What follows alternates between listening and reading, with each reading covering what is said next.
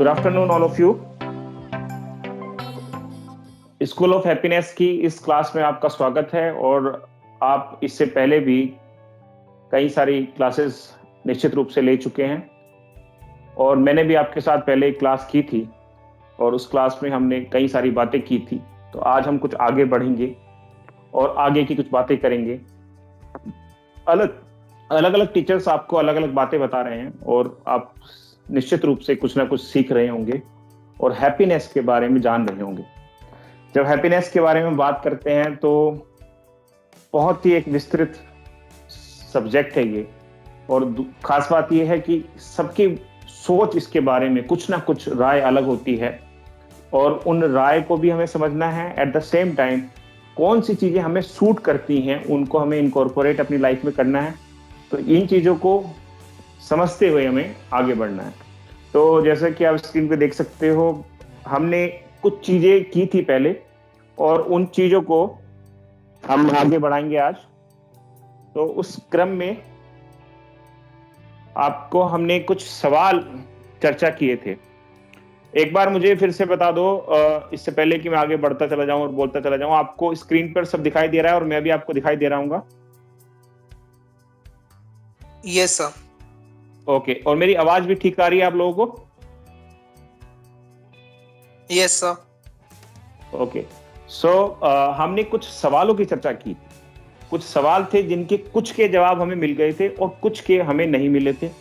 तो एक ये सवाल था, what is happiness. What is happiness का मतलब आपको हमने बात की थी कि सबकी हैप्पीनेस के बारे में राय अलग अलग है। तो अगर हम एक जवाब दे दें आपको कि हैप्पीनेस ये है, और तो ये एक तरीके से हैप्पीनेस के साथ अन्याय होगा और आपके साथ भी अन्याय होगा, क्योंकि आपकी हैप्पीनेस मेरी हैप्पीनेस से अलग अलग है। इसलिए इसका कोई सटीक जवाब नहीं है। लेकिन बहुत सारे लोगों ने जो कुछ बुनियादी बातें बोली हैं, कुछ एक जैसी बातें बोली हैं, उनको हमने समझने की कोशिश की थी कि उनको ऐसा करने से कुछ जो संतोष, कुछ खुशी और एक लंबे समय का एक आनंद प्राप्त होता है, उसको खुशी या उसको हैप्पीनेस कह सकते हैं। ये हमने मोटा मोटी समझा था। लेकिन ये भी सर्वमान्य नहीं है। कुछ लोगों को ये परिभाषा सूट करेगी, कुछ को नहीं करेगी। तो हमें इन चीजों का ध्यान रखना है जब हम हैप्पीनेस की बात करेंगे और समझेंगे। दूसरा एक सवाल था कि व्हाट इज सैडनेस। जब हमारे जीवन में दुख होता है तब खुशी होती है, और जब खुशी होती है उसके बाद दुख आता है। तो जैसे कि मैंने आपको बताया था, दिन के बाद रात और रात के बाद दिन है, तो ऐसे ही सुख के बाद दुख और दुख के बाद सुख है। तो सैडनेस भी जीवन का एक महत्वपूर्ण अंग है। सैडनेस भी आएगी जैसे कि आपके जीवन में हैप्पीनेस आएगी। तो आपको घबराना नहीं है। सैडनेस के बारे में हमने कुछ बातें करनी शुरू की थी, उस स्लाइड पर हम जाएंगे और उस समझने की कोशिश करेंगे आज की कक्षा में कि वो सैडनेस के जो कुछ कारण हैं, क्या उनको दूर किया जा सकता है। कुछ ऐसे कारण हैं जो निश्चित रूप से दूर नहीं हो सकते, लेकिन उनके लिए प्रयास किया जा सकता है। लेकिन कुछ ऐसी चीजें हैं जो वास्तव में कुछ चेंजेस करके आप बदल सकते हैं। तो हम उनकी बातें करेंगे कि क्या हम उन पर काम करके सैडनेस को क्या कुछ कम कर सकते हैं। तो सैडनेस क्या है वो भी सबके लिए अलग अलग है, उसकी भी कोई निश्चित परिभाषा नहीं है। सबके दुखों का कारण अलग है, सबका दुख अलग तरह का है, सबके दुख की समझ भी अलग तरह की है। लेकिन कुछ बुनियादी बातें हैं, कुछ बुनियादी चीजें हैं जो करके हम कहीं ना कहीं दुख को थोड़ा सीमित कर सकते हैं, कम कर सकते हैं। तो उनकी हम बात कर रहे थे, उनको कंटिन्यू करेंगे। और फिर हमने एक ये सवाल उठाया था कि why do we want to be happy and why do we want to be happy always. क्या हम हमेशा खुश ही क्यों रहना चाहते, दुख में कोई नहीं रहना चाहता। तो इसके बारे में हमने थोड़ी बहुत बात की थी, इसको भी आगे बढ़ाएंगे आज कि क्या कुछ ऐसी चीजें भी होती हैं, क्या दूसरों के दुख में दुखी होना भी एक तरह का संतोष देता है, या हमेशा हमें खुश रहना चाहिए, दूसरों को दुखी देख के भी हमें खुश रहना चाहिए। तो इस तरह के सवाल हमारे जहन में आने चाहिए। क्या किसी के दुख को बांटना और उसके दुख में शरीक होना, उसके दुख को महसूस करना और उसके साथ दुखी होना, वो भी उतना ही आवश्यक है जितना कि खुश रहना।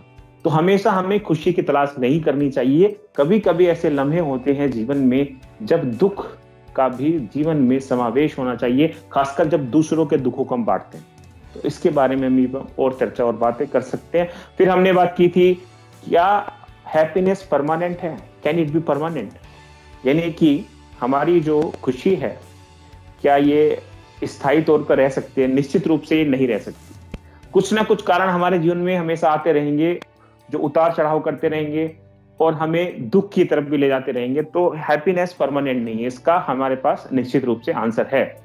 इसके बाद difference between Joy and happiness, ये डिफरेंस आपको कई लोगों ने बताया है, मैं भी बता रहा हूं कि जॉय जो है एक बहुत ही क्षणिक चीज है कि हमने कुछ आहार खाया, कुछ किया, बड़ा ही एक तरफ तरीके से आनंद आया। और हैप्पीनेस थोड़ी स्टैटिक है, स्टैग्नेंट है, लंबी है, संतुष्टिप्रद है और आपको एक लंबे आनंद की तरफ ले जाती है। तो हैप्पीनेस की तलाश में आदमी रहता है और जॉय करते करते करते ही वो हैप्पीनेस को प्राप्त कर सकता है। तो जॉय हैप्पीनेस का एक महत्वपूर्ण अंग है, जरूर है, लेकिन बहुत सारे लोग हमेशा जॉय में रहकर ही हैप्पीनेस प्राप्त नहीं कर सकते। कुछ लोग जिन्हें हो सकता है वास्तव में कि कोई वो हो सकता है दुख भरा कोई साहित्य पढ़ रहे हैं या फिल्म देख रहे हैं या किसी के दुख को देखकर उनकी आंखों से जो आंसू छलक आए, उनके अंदर जो करुणा भाव पैदा हुआ है, हो सकता है वो करुणा भाव, वो दया का भाव, वो कंपैशन, वो एम्पैथी और वो सिंपैथी उनको वो खुशी दे जाए, जो कि जॉय शायद नहीं दे पाए। तो हम निश्चित रूप से ये नहीं कह सकते कि हमेशा जो है, कुछ कह रहे हो, कोई कुछ कह रहा है? ठीक है, okay. Can happiness be achieved by implementing some theories practices? To some extent, yes, happiness can be achieved by following some method, but not always, not for everybody. क्योंकि मैंने आपको बताया कि हैप्पीनेस सबकी अलग अलग है, हैप्पीनेस को पाने के सबके तरीके भी अलग अलग हैं। तो कुछ थ्योरीज को मानकर, कुछ प्रैक्टिसेस को करके हम हमेशा ही खुश हो सकते हैं, हमारा परिणाम हमेशा खुश होना होगा, ये भी हम नहीं कह सकते। तो आपको इस बात को समझना होगा कि कुछ थ्योरीज को, कुछ प्रैक्टिसेस को करके, हाँ वास्तव में कुछ चीजें ऐसी कॉमन जरूर हैं जो आपको एक रास्ता दिखा सकती हैं हैप्पीनेस का, लेकिन वो हैप्पीनेस आपको अपने अंदर से ही प्राप्त होगी, अपने आप ही प्राप्त होगी, क्योंकि आपकी हैप्पीनेस दूसरों की हैप्पीनेस से अलग है। आपका आनंद या आपकी खुशी दूसरों के खुशी से अलग है। तो ये हाँ कुछ हद तक प्राप्त की जा सकती है, लेकिन इसका ये भी एक सटीक जवाब नहीं है। इसके बाद, can the notion of happiness be different for different people? Yes, मेरे लिए खुशी अलग है और आपके लिए वो खुशी अलग होगी निश्चित रूप से, क्योंकि मुझे हो सकता है कोई अचीवमेंट करके वो खुशी मिले, और हो सकता है आपको कहीं पहुंचकर वो खुशी मिले, हो सकता है आपको जीवन में किसी और चीज को पाने की ललक हो, उम्मीद हो, और मुझे किसी और चीज को पाने की उम्मीद हो, ललक हो। उसको पाने के बाद भी हमारी खुशी ठहर पाएगी या नहीं ठहर पाएगी, वो भी निश्चित नहीं है। इसलिए सभी की खुशी वास्तव में अलग अलग है। तो ये बात हमें समझनी होगी, ये बात हमें माननी होगी। और इन चीजों पर हम चर्चा कर चुके थे, तो हम आगे बढ़ते हैं। होलिस्टिक अप्रोच ऑफ हैप्पीनेस भी हम लोग समझ चुके थे कि फिजिकल हैप्पीनेस कैसे होती है, जिसमें बाहरी चीजों से हमें खुशी मिलती है। इमोशनल हैप्पीनेस, जो कोई इमोशनल हमारे साथ अच्छी चीजें होती हैं, लोग होते हैं, और जो सहयोग मिलता है इमोशनल, उससे हमें इमोशनल हैप्पीनेस मिलती है। इंटेलेक्चुअल हैप्पीनेस की भी हमने बात कर ली थी कि किस प्रकार से अच्छी मूवीज, अच्छे साहित्य, अच्छी कुछ किताबें पढ़ के या कोई जानकारी ग्रहण करने के बाद एक प्रबोधन हमारे अंदर जो पैदा होता है, उससे भी हमें खुशी प्राप्त होती है। तो हैप्पीनेस इनसाइड आउट क्या है, ये भी हमने बात कर ली थी कि अंदर आंतरिक खुशी और बाह्य खुशी जो है, दोनों में तालमेल होना चाहिए, तभी हमें सच्ची खुशी मिलती है। और वैल्यू बेस्ड हैप्पीनेस भी हमने समझी थी। और कनेक्शन विद स्पिरिचुअलिटी क्या है हैप्पीनेस का, अपने आप को जानने से ही खुशी मिलती है, ये हम समझ रहे थे। इससे पहले कि हम आगे बढ़े, आपके लिए एक छोटी सी कविता 8 लाइनों की मैंने पहले लिखी थी, कुछ बड़ी कविता थी, लेकिन यहाँ पर एक छोटे रूप में आपको सुना देता हूँ, क्योंकि ये फिलोसफिकल है, ये लाइनें बहुत फिलोसफिकल है। मुश्किल सी दुनिया में करतब सा करते हैं, मुश्किल सी दुनिया में करतब सा करते हम, बाशिंदे न्यारे न्यारे, और झूठ की महफिल में लिपटे पड़े हैं सच के उजड़े नजारे। तो बहुत ही मुश्किल सी, कठिन सी दुनिया है, और यहाँ पर हम लोग कुछ ना कुछ खेल तमाशा, कुछ ना कुछ करते रहते हैं, आप लोगों को पता है। और हम लोग बाशिंदे मतलब नागरिक हैं, इंसान हैं, और झूठ की महफिल भी है यहाँ पर, और उसमें सच के उजड़े नजारे हैं, यानी कि चारों तरफ झूठ भी है, सच भी है, और अलग अलग तरह की चीजें हैं। तो बड़ी फिलोसफिकल सी बात है, लेकिन इसको समझने की कोशिश करनी चाहिए।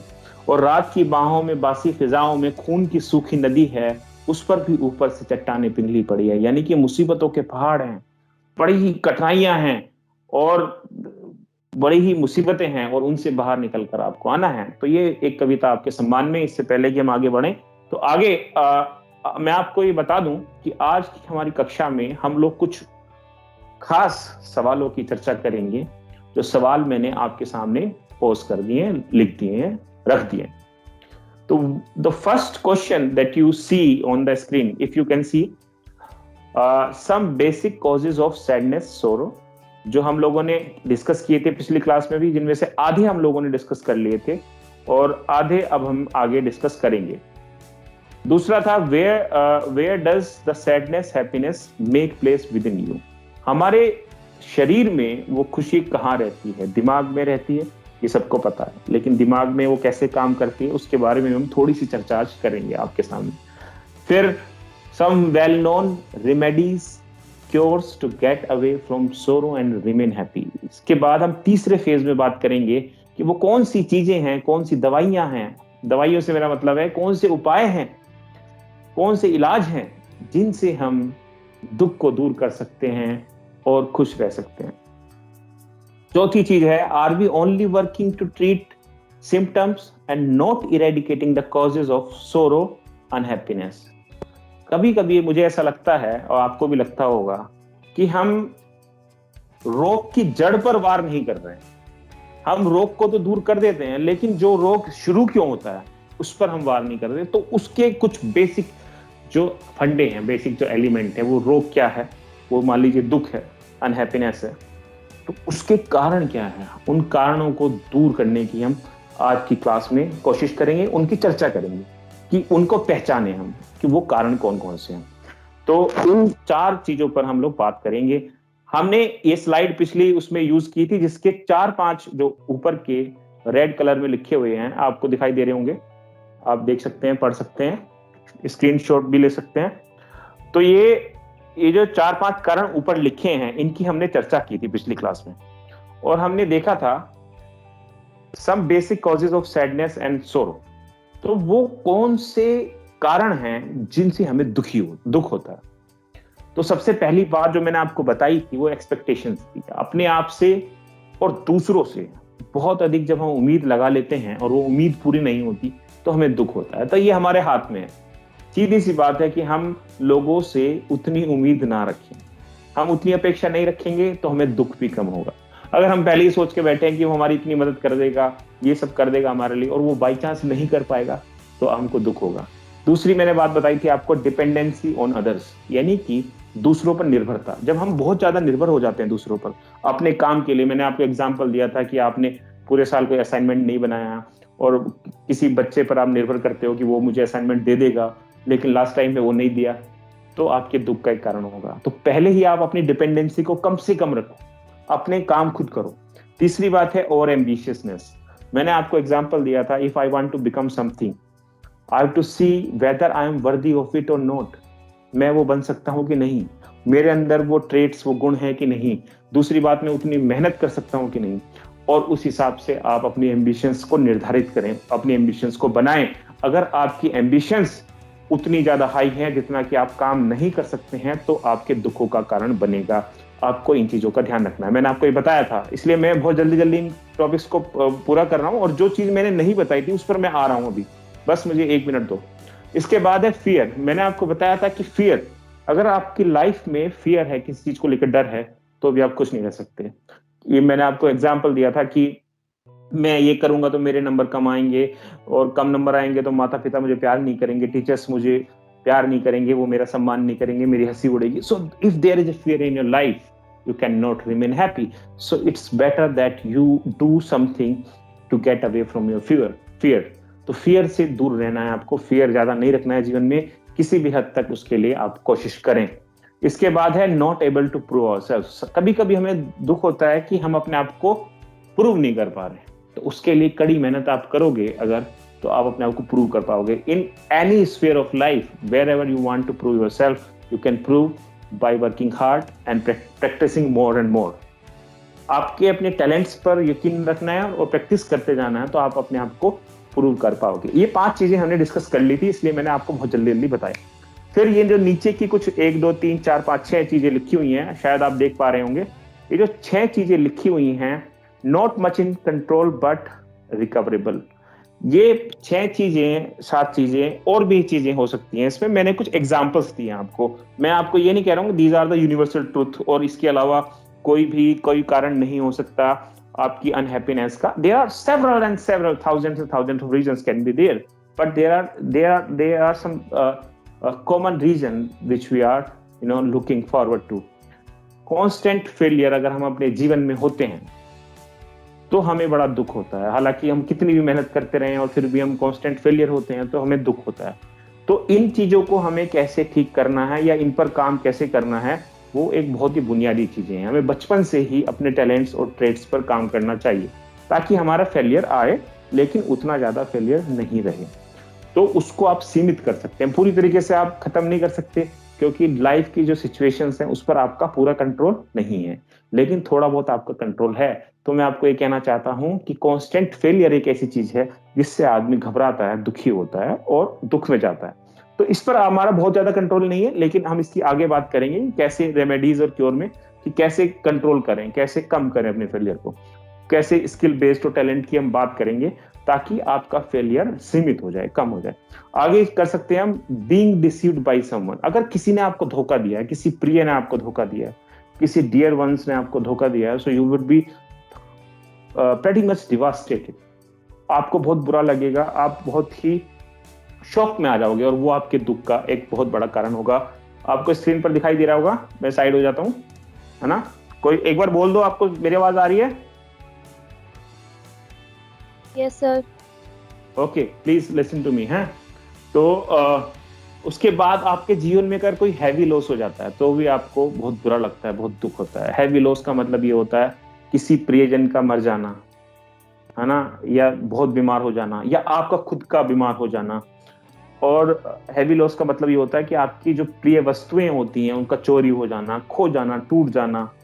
इस तरह की जो घटनाएं आपके जीवन में होती है, नौकरी आपके हाथ से चली जाना या नौकरी नहीं मिलना, तो इस तरह के बहुत सारी चीजें होती हैं हैवी लॉस, उसकी वजह से भी आपके जीवन में दुख आता है।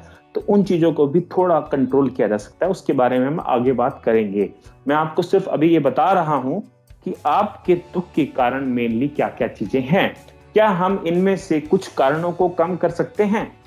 अगर हमने कुछ कारणों को कम कर लिया तो निश्चित रूप से हम हैप्पीनेस की तरफ बढ़ सकते हैं। मैं आपको सिर्फ अभी ये बता रहा हूं, आगे मैं आपको कुछ चीजें बताऊंगा ताकि आप इन चीजों पर कुछ कंट्रोल कर सकें। पूरी तरीके से कंट्रोल होना संभव नहीं है क्योंकि लाइफ पर हमारा कोई कंट्रोल नहीं है, लेकिन हम कुछ चीजें अवश्य कर सकते हैं जो कि करने से हमें फायदा होगा।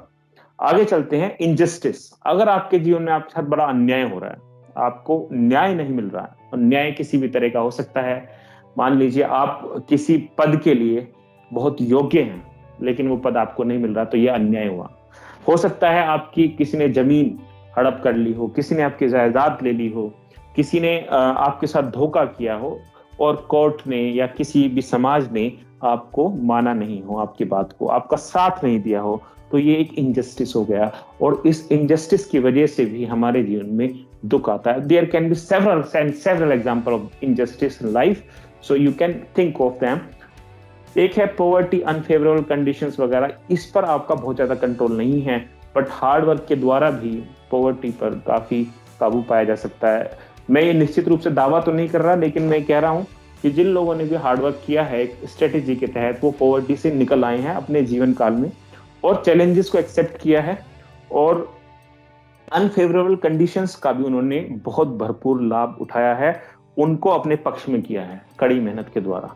तो इन पर भी हम बात कर सकते हैं। फिलहाल मैंने आपको सिर्फ ये एग्जांपल्स इसलिए दिए हैं ताकि आपको पता रहे कि हमारे जीवन में इन 8-10 एग्जाम्पल में से शायद कोई कारण होगा जरूर जिसकी वजह से हम थोड़े दुखी हो सकते हैं, परेशान हो सकते हैं और मे बी इसका नेक्स्ट फेज है डिप्रेशन में जा सकते हैं, है ना। तो आपको इन कारणों को ढूंढना चाहिए। इन कारणों के अंदर अगर आपकी इनमें से कोई कारण आपके जीवन में है तो इनमें से कुछ चीजों को आप अपनी दृढ़ इच्छा शक्ति के द्वारा, अपने कामों के द्वारा, अपनी कड़ी मेहनत के द्वारा उनको हटा सकते हैं। और उन कारणों को अगर आपने कम किया तो निश्चित रूप से आप हैप्पीनेस की तरफ बढ़ सकते हैं। तो मैं आगे चलता हूं और हम बात करेंगे कुछ क्योर्स की, कुछ रेमेडीज की, और हम कुछ और भी अच्छी अच्छी बातें करेंगे कि कैसे कैसे अपने टैलेंट्स को थोड़ा थोड़ा बढ़ाएं, कौन कौन से हमारे अंदर टैलेंट हो सकते हैं उनको पहचानें, और अगर हमने उन टैलेंट्स को पहचाना और उन पर काम किया और उनको ठीक से मतलब अपने जीवन में उतार लिया, तो वास्तव में हमारे दुख के कारण कुछ कम हो जाएंगे, और दुख के कारण अगर कुछ कम हो गए तो वहां पर हैप्पीनेस अपनी जगह बना लेगी। ये मैं आपको कहना चाहता हूं, बताना चाहता हूं। तो आगे बढ़ते हैं हम लोग। इससे पहले कि हम आगे बढ़े, एक बहुत महत्वपूर्ण स्लाइड आपके पीछे दिखाई दे रही है, आप देखो, इसको पूरा देखो, स्क्रीनशॉट भी कर सकते हो आप। तो ये जो स्लाइड है आपकी, इसमें क्या लिखा हुआ है, where does the sadness happiness make place within you. आपके दिमाग में, आपके जहन में, आपके शरीर में कहां पर हैप्पीनेस रहती है, इसकी हमें बात करनी है। तो इसके बारे में एक बहुत फेमस विद्वान हैं, साइकेट्रिस्ट हैं, पुराने साइकोलॉजिस्ट भी हैं, वो ऑस्ट्रिया के रहने वाले थे, सिगमंड फ्राइड उनका नाम था। उन्होंने बहुत सारी थ्योरीज दी, उन्होंने मनोविज्ञान पर बहुत ज़्यादा काम किया, और जब उन्होंने मनोविज्ञान पर काम किया तो उन्होंने कुछ थ्योरीज दी हमें। तो उसमें एक थ्योरी है psycho analytic theory of personality. Psycho analytic theory of personality यानी कि कॉन्शियस माइंड, सबकॉन्शियस माइंड और अनकॉन्शियस माइंड के बारे में उन्होंने हमें बताया। उन्होंने हमें बताया कि व्यक्ति के दिमाग में जो है चीजें, हैप्पीनेस, सैडनेस, फियर और फीलिंग्स, मेमोरी कहाँ कहाँ कैसे काम करती हैं। There are sensations and there are so many things, so on and so forth, that he has told us about. And according to him, आदमी जो है, आदमी का दिमाग, इंसान का दिमाग 3 भागों में बटा होता है, और वो 3 भाग इतने ज्यादा इंपॉर्टेंट, इतने ज्यादा मजेदार होते हैं, आपको पता होना चाहिए कि वो कैसे बाय डिफॉल्ट काम करते हैं, आपको भी कई बार एहसास नहीं होता। तो सबसे पहले उन्होंने बात की कॉन्शियस माइंड की, हमारा सचेत मन क्या होता है। सचेत मन कैसा होता है? जो सचेत मन है वो बहुत ही अवेयर रहता है, रेशनल होता है और करंट में जीता है। 3 चीजें मैंने नीचे लिखी हुई है, आप देखो, मेरे पीछे दिखाई दे रहा होगा। हाँ, अवेयर, रेशनल एंड करंट। इसका मतलब ये होता है कि ये बहुत ही जागरूक रहता है, तार्किक रहता है, यानी कि इसमें तर्क की शक्ति होती है, और करंट यानी कि ये वर्तमान में जीता है। जैसे कि हम कोई काम कर रहे हैं, फॉर एग्जाम्पल मैं आपको क्लास दे रहा हूं, है ना, तो मेरा पूरा का पूरा दिमाग यहां पर होना चाहिए या है। कॉन्शियस माइंड का ये एग्जाम्पल हो गया, मैं चीजें सोच रहा हूं और आपको बता रहा हूं, और याद करके बता रहा हूं, जैसे भी बता रहा हूं। तो ये कॉन्शियस माइंड है, मेरा दिमाग आपकी तरफ पूरी तरीके से है। तो इसमें मुझे अवेयरनेस पूरी है मेरी, आपसे मैं बात कर रहा हूँ या आपसे चर्चा में हूँ। रेशनैलिटी, तर्क से बात कर रहा हूँ, और करंट यानी कि वर्तमान में मैं जी रहा हूँ, पीछे मेरे को पास्ट का कुछ याद नहीं आ रहा अभी, ना फ्यूचर का। हालांकि मैं कुछ एग्जांपल्स उठाऊंगा इधर उधर से, लेकिन मेरा कॉन्शियस माइंड वो मुझे लाकर देगा, है ना, यानी कि मैं वर्तमान में आपके सामने उपस्थित हूँ, शारीरिक रूप से भी और मानसिक रूप से भी। इसको कहते हैं कॉन्शियस माइंड। एक होता है सब कॉन्शियस माइंड। सब कॉन्शियस माइंड जिसे लोग कहते हैं, कुछ लोग कहते हैं बॉडी मेमोरी। जैसे आप कार चलाते हो तो आप गियर बदलते हो, ड्राइव करते हो, आईना देखते हो चारों तरफ, म्यूजिक भी सुन रहे हो, आप बात भी कर रहे हो किसी से, लेकिन फिर भी आप गाड़ी बड़ी अच्छी चला रहे हो। तो हाउ डिड इट हैपन? आपका सबकॉन्शियस माइंड में वो चीजें अपनी जगह बना ली उन्होंने, है ना। तो सबकॉन्शियस माइंड बहुत ही ऑटोमोटिव होता है, बहुत ही ऑटोमेटिक तरीके से काम करता है, और बहुत ही ये अवेयर रह सकता है, लेकिन इसके लिए थोड़ा सा एफर्ट लगता है, यानी कि आपको सोचना पड़ेगा। यानी कि जब आप जैसे गाड़ी चला रहे हो और आप बड़े लंबे समय से गाड़ी चला रहे हो, या साइकिल चला रहे हो, या फिर ड्रम बजा रहा है ड्रमर जो है, या जो हो सकता है बॉडी बिल्डर जो है वो बॉडी बिल्डिंग कर रहा है। सो देयर आर, आवाज आ रही है मेरी? आवाज चली गई थी बीच में ना, फोन आ गया था। So there are so many examples of subconscious mind which can, work without telling you. आपको बिना बताए सबकॉन्शियस माइंड काम करता रहता है, और आपको थोड़ा सा एफर्ट करने पर वहां पर ले जाता है। तो हमारी जो कई सारी जो यादें होती हैं, कई सारी जो चीजें होती हैं, वो सबकॉन्शियस माइंड में पड़ी रहती हैं, जो समय पड़ने पर हम थोड़े से एफर्ट के साथ निकाल लेते हैं। और हमारी बॉडी मेमोरी में कुछ चीज चली जाती है, वो भी सबकॉन्शियस माइंड में रहती है। तीसरा होता है अनकॉन्शियस माइंड, अवचेतन मन, मतलब ये सोया हुआ रहता है ना, जिसमें हमारी पास्ट की मेमोरीज होती हैं, फॉरगॉटन एक्सपीरियंसेस होते हैं। फॉर एग्जांपल आप देख सकते हो स्क्रीन पर, फॉर एग्जांपल क्या होगा कि आपने जब पहला कदम रखा था तो आपको कैसा एहसास हुआ था, आपको अभी याद नहीं होगा। फॉर एग्जाम्पल जब आप पहली बार बोले थे तो आपको कैसा लगा था, आपको अभी याद नहीं होगा, लेकिन वो आपकी अनकॉन्शियस मेमोरी में है। आपकी अनकॉन्शियस मेमोरी में वो चीजें हैं। कोई बुरा अनुभव, वो भी आपकी मेमोरी में रहता है, आप उसको सप्रेस कर देते हैं। तो अनकॉन्शियस, अभी मैं अपनी बात पर आने वाला हूं, ये बातें मैं आपको क्यों बता रहा हूं। सिगमंड फ्रॉइड ने ये कहा है कि हमारी पर्सनैलिटी जैसी बनती है उसमें हमारे अनकॉन्शियस माइंड का बहुत इंपॉर्टेंट रोल है। हमारा जो अवचेतन मन है उसमें जो चीजें छिपी हुई हैं, जो चीजें हमारे साथ घटित हुई हैं, या जो यादें हमारी बचपन से बनी हैं, उसका वो अनकॉन्शियस माइंड में हमारे सेव्ड है, और उसने हमारे पर्सनैलिटी का, हमारे व्यक्तित्व का निर्माण किया। तो यदि हम बहुत दुखी रहते हैं, परेशान रहते हैं, या जल्दी डर जाते हैं, या किसी छोटी जगह में घबरा जाते हैं, क्लोस्ट्रोफोबिक हैं, या हम पानी से डरते हैं या आग से डरते हैं, something like that. So all these things are due to some experiences which we felt in a very earlier age, में भी बहुत कम उम्र में हमने वो फील किए होंगे। तो हैप्पीनेस और सैडनेस भी कहीं ना कहीं से जुड़ी हो सकती है, ये मानना है सिगमंड फ्रॉइड का। क्योंकि आप बचपन में आपके जैसे एक्सपीरियंस रहते हैं, या बड़े होते हुए, या आपके आसपास जो भी एक्सपीरियंसेस रहेंगे, उनका आपके व्यक्तित्व पर प्रभाव पड़ेगा, आपकी सोच पर प्रभाव पड़ेगा, और आपके काम करने के तरीकों पर भी उनका प्रभाव पड़ेगा। तो अनकॉन्शियस माइंड, सबकॉन्शियस माइंड और कॉन्शियस माइंड तीनों मिलकर व्यक्ति की पर्सनैलिटी का निर्माण करते हैं। लेकिन छुपे तौर पर अनकॉन्शियस माइंड भी बहुत जरूरी होता है, आपका व्यक्तित्व कैसा है। ये बात मैं आपको सिर्फ बीच में इसलिए बताने के लिए ये इमेज लगाई थी, ये स्लाइड, क्योंकि अगर आप ये जानेंगे कि आपके जीवन के अनुभव कैसे हैं और आप उनको बेहतर करने की अगर कोशिश करेंगे, तो शायद आप हैप्पीनेस की तरफ ज्यादा उन्मुख हो पाएंगे, ज्यादा उस तरफ बढ़ पाएंगे। क्योंकि आप अपने अनुभवों को बेहतर बनाने के लिए कुछ एफर्ट्स लगाएं, आप अच्छे लोगों की संगति में रहें, सीखने जहां पर कुछ सीख सकते हैं वहां पर रहें। आप ऐसे लोग, ऐसे गुरुओं के साथ, ऐसे पेरेंट्स के साथ, गार्जियंस के साथ, दोस्तों के साथ रहें जो आपको कंफर्ट फील कराते हों और आपकी परेशानियों को सुनते हों। इस पर हम अगले उसमें स्लाइड्स में आएंगे। तो अनकॉन्शियस माइंड, सबकॉन्शियस माइंड और कॉन्शियस माइंड ऐसे काम करता है, ये आपको जानना बहुत जरूरी है, ताकि आप हैप्पीनेस को एक स्टेप फॉरवर्ड समझ सके कि कैसे हमारे जीवन में, हमारे दिमागों में खुशी और दुख प्रवेश करता है और वहां पर वो जगह बना लेता है। अगर हम अपने दिमाग पर थोड़ा सा कंट्रोल करना सीख जाएं, भले ही योगाभ्यास द्वारा, भले एक्सरसाइज द्वारा, या कंसंट्रेशन के द्वारा, या माइंडफुलनेस के द्वारा, या किसी अन्य तरीके के द्वारा, तो हम शायद कुछ हद तक अपनी सैडनेस और हैप्पीनेस पर कंट्रोल कर सकते हैं, है ना। तो इसलिए मैंने आपको इन दिमाग के 3 जो भाग हैं, मनोवैज्ञानिक भाग हैं जो दिमाग के, ये फिजिकल भाग नहीं है दिमाग के, बायोलॉजिकल भाग नहीं है दिमाग के, ये मनोवैज्ञानिक भाग हैं।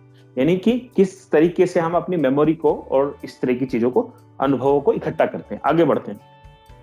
तो आगे है some well known remedies, cures to get away from sorrow and remain happy. Slide दिख रही है सबको? तो कुछ ऐसी चीजें हैं, सर्वमान्य चीजें, कुछ ऐसी बातें हैं जो सब लोगों ने मानी। उन लोगों ने कहा है कि आप अगर ये काम करोगे तो निश्चित रूप से आपको फायदा होगा। तो इन चीजों को तो कम से कम सबको अपनाना ही चाहिए।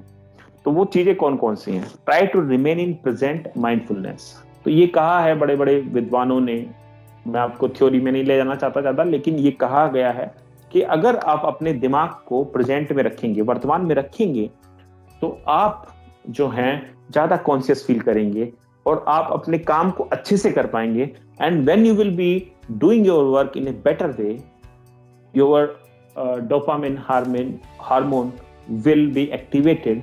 आप अच्छे से काम करेंगे तो आपको अच्छा रेस्पॉन्स मिलेगा। जब आपको अच्छा रेस्पॉन्स मिलेगा तो आपकी तारीफें होंगी, जब आपकी तारीफें होंगी तो आप खुश होंगे। तो आपको it's very important while you work, be concentrated, be in present, be in current and do your best.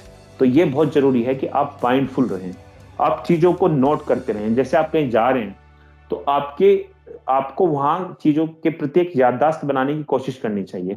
You just don't look things and forget, please look at them, try to preserve that memory in your mind and it can be used later on। आपकी वो दिमाग में जो छिपी हुई memory है, जो save करते हैं आप, वो बाद में आपके बहुत काम आएगी, क्योंकि आप उससे बहुत कुछ सीखेंगे। Make good friends confidants. अगर आपके जीवन में, you can read it and you can take the screenshot as well. Make good friends and confidants, ये क्या होते हैं? अगर आपके जीवन में अच्छे दोस्त होंगे तो आप उनसे अपनी बातों को शेयर कर पाएंगे। कॉन्फिडेंस होता है जिसको आप अपने मन की सारी बातें बता सकते हो। वो आपका एक राजदार आदमी होता है, हमराज होता है। तो आपके जीवन में कुछ कॉन्फिडेंस, कुछ फ्रेंड्स होने चाहिए जिनके सामने you can speak your heart out. और जब अपने अपने दिल की सारी बातें आप कह लेते हो तो निश्चित रूप से आपको फायदा होता है और आपका दुख में कमी आती है। और हो सकता है आपको कुछ सोल्यूशन भी वो व्यक्ति सुझाए, क्योंकि वो आपका हितैषी है, आपका वेलफेयर चाहने वाला है।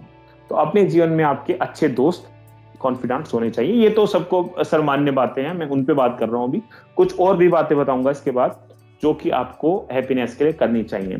इसके बाद है सेलिब्रेट लिटिल अचीवमेंट सक्सेस। कभी कभी क्या होता है कि हम लोग सोचते हैं कि जब मेरे को ये प्राप्त होगा, मुझे वो मिल जाएगा, ये मिल जाएगा, तब मैं खुश हो जाऊंगा। ऐसा नहीं है। This is a process and sometimes you go a step forward, only a step forward। जब आप एक छोटा एक कदम रखते हैं और उसको प्राप्त करते हैं तो उसको भी आपको एंजॉय करना है।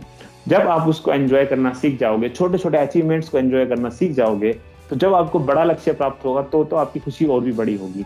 तो आप उस अचीवमेंट्स को, छोटे छोटे अचीवमेंट्स को, कि मैंने आज ये किया, मैंने आज ये 10 काम किए, है ना, छोटे छोटे कामों की बार लिस्ट बना सकते हो। और उनको जब आप चेक करोगे कि मैंने ये किया, ये किया, ये किया, तो it will enhance your joy कि yes, I am worthy of doing all these things and I am so dedicated, I am so disciplined कि मैंने इतने समय में अच्छा काम किया। तो आपके अच्छे हैप्पी हॉर्मोन्स आपके अंदर से निकलेंगे और वो आपको खुश कर देंगे। तो छोटे छोटे अचीवमेंट्स, छोटे छोटे, जैसे आप किसी की हेल्प करते हो तो यू फील नाइस, बिकॉज क्योंकि आपको एक अचीवमेंट की फीलिंग आती है। तो इसलिए उनको सेलिब्रेट करना सीखो, उनमें थोड़ा सा खुश रहना सीखो। इसके बाद है celebrate the journey of any aim. वो सेम थिंग है लगभग, कि आप जब किसी बड़े लक्ष्य की तरफ चल रहे हैं तो उसकी जर्नी को भी आप एंजॉय करें, है ना। जैसे होता क्या है, मैं आपको एग्जांपल देता हूँ कि if you want to become an IAS officer, कितना मुश्किल काम है, कितनी पढ़ाई करनी पड़ती है। लेकिन अगर आप उस पढ़ाई को एंजॉय नहीं करोगे, उस वक्त को एंजॉय नहीं करोगे, तो फिर आप जब आईएएस ऑफिसर बन जाओगे तो हो सकता है आप और ज्यादा बिजी हो जाओ, और ज्यादा चीजें हो जाएं। तो आप उसकी जर्नी को भी एंजॉय करो। इसी तरीके से कोई स्पोर्ट्समैन बनता है, बड़ा स्पोर्ट्समैन, तो उसको कितनी परेशानियों से होकर गुजरना पड़ता है, कितनी मेहनत करनी पड़ती है, कितने और छोटे मैच खेलने पड़ते हैं, तो उसको भी आपको एंजॉय करना है। इसी तरीके से कोई टीचर बनता है तो उसको कितने सारी चीजें करनी पड़ती हैं, तो उस प्रोसेस को, उन सभी चीजों को एंजॉय करना है। If you are going in a gym and you are trying to make your body, जब आप अपनी बॉडी बनाने की कोशिश करते हो तो कितना आपको दर्द होता है, कितनी आपकी फैट जब कम होता है तो कितनी परेशानी होती है। तो आप उस चीज को भी एंजॉय करें, उस प्रोसेस को भी एंजॉय करें, ताकि जब आप वो अचीवमेंट, जब वो एम प्राप्त कर लेंगे तो आपको सच्ची खुशी फील होगी। तो उस मंजिल को तो एंजॉय करना ही है, उस रास्ते को भी आपको एंजॉय करते चलना है। इसके बाद है try to be a giver, not always a taker one. हमारे अंदर एक भावना ये होनी चाहिए कि हम हमेशा लेने की इच्छा ना करें, कि भाई ठीक है, मुझे ये चाहिए, मुझे इंस्टीट्यूट से ये चाहिए, मुझे गवर्नमेंट से ये चाहिए, मुझे लोगों से ये चाहिए, but we should also think of giving back to them. यानी कि हमें ऐसा नागरिक बनना चाहिए, ऐसा इंसान बनना चाहिए जो देता भी हो। देने से मतलब पैसे से नहीं है, सिर्फ देने से मतलब है विचारों से भी। देने से मतलब ये हो सकता है कुछ ऐसी चीजें आपके पास हो जो आपके काम नहीं आ रही, वो आप दूसरों को दे सकते हो। कुछ ऐसे हो सकता है विचार हैं जो आपको लोगों को देने चाहिए, ऐसी वस्तुएं हैं, और ऐसे क्या नाम हो सकता है, और भी कई सारे एग्जाम्पल हो सकते हैं कि आपको देने की भावना रखनी चाहिए, ना कि हमेशा आप समाज से लेने की। क्योंकि जब आप किसी को कुछ देते हैं तो आपको थोड़ा सा ग्रेटर फील होता है, और जब आपको ग्रेटर फील होगा, मैं आपको फिर वही बताता हूँ, तो एक हैप्पी हार्मोन्स आपके अंदर से निकलता है कि मैंने कुछ अच्छा काम किया and I M on A upper and. जब आप अपर एंड वाली फीलिंग थोड़ी सी आती है, भले ही वो आनी नहीं चाहिए आपके अंदर, लेकिन अगर वो फीलिंग आपके अंदर आती है तो यू फील हैप्पी। तो गिवर बने। अगर आप किसी को कुछ दे सकते हैं, और देने से मेरा मतलब मैंने आपको बता दिया है पहले ही, केवल वस्तुओं का नहीं है, आप ज्ञान भी दे सकते हैं किसी को, आप विचार भी दे सकते हैं किसी को, आप किसी को अच्छी सलाह भी दे सकते हैं, आप किसी के काम आ सकते हैं किसी चीज में, तो उसको भी देना ही कहते हैं, है ना। आप प्यासे को पानी पिला सकते हो, भूखे को रोटी खिला सकते हो। There are so many things that you can do. You can contribute by giving and donating your old clothes and old articles. तो आप बहुत तरीके से लोगों की मदद कर सकते हो। ये आपको देखना है कि what is the best way possible for you. Develop good habits. Good habit से क्या मतलब है यहाँ पर? हैप्पीनेस का। भाई सीधा सा मतलब ये है कि अगर आप टाइम से सोओगे रात को, तो टाइम से सीधे सुबह उठ पाओगे और आप अपने सारे काम निपटा पाओगे। अगर आप टाइम से नहीं सोओगे तो आपका पूरा का पूरा अगले दिन का रूटीन खराब हो जाएगा। तो आप डिस्टर्ब फील करोगे, आप इरिटेटेड फील करोगे, है ना, आप कंफ्यूज्ड फील करोगे।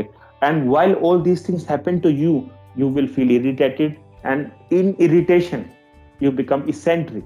और जब आप सनकी और झक्की बन जाते हो, तो आपको ये पता होना चाहिए कि आप परेशान हो जाते हो और अनहैप्पी हो जाते हो। तो सीधी सी बात है, जल्दी उठना, जल्दी सोना, डिसिप्लिन में रहना, एक्सरसाइज करना। There are so many good habits that you can incorporate in your life, and when you incorporate them, तो आप ये देखोगे कि आपके काम होने लगे टाइम से। और जब आपके काम होने लगे टाइम से, तो आपके जीवन में हैप्पीनेस का एक एलिमेंट आता है।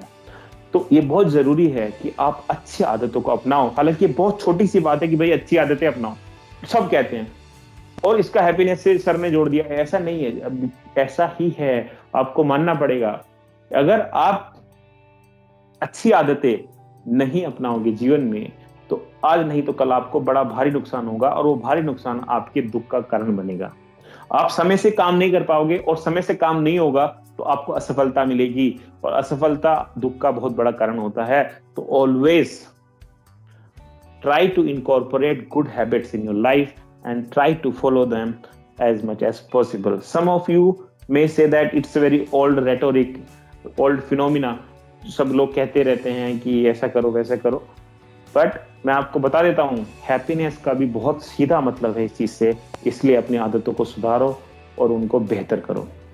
फिर मैंने एक बहुत ही इंपॉर्टेंट बात है, be helpful, compassionate, empathetic and sympathetic. भाई आपको हेल्पफुल बनना है, ये सीधी सी बात है। कि ये क्यों बनना है, ये आपके लिए जरूरी है, ये दूसरे के लिए जरूरी तो है ही, आपके लिए भी बहुत जरूरी है। क्योंकि अगर आप हेल्पफुल नहीं हैं, तो आपके अंदर हैप्पीनेस वाले कुछ जो फीलिंग्स हैं वो आएंगे ही नहीं। ये मनोवैज्ञानिक सत्य है, और आप ये कभी करके भी देख सकते हो कि अगर आप किसी की हेल्प करते हो तो आप अपने आप को बेटर एंड पे फील करते हो, मैंने आपको बताया। फिर दूसरा मैंने आपको बताया कंपैशनेट, करुणा।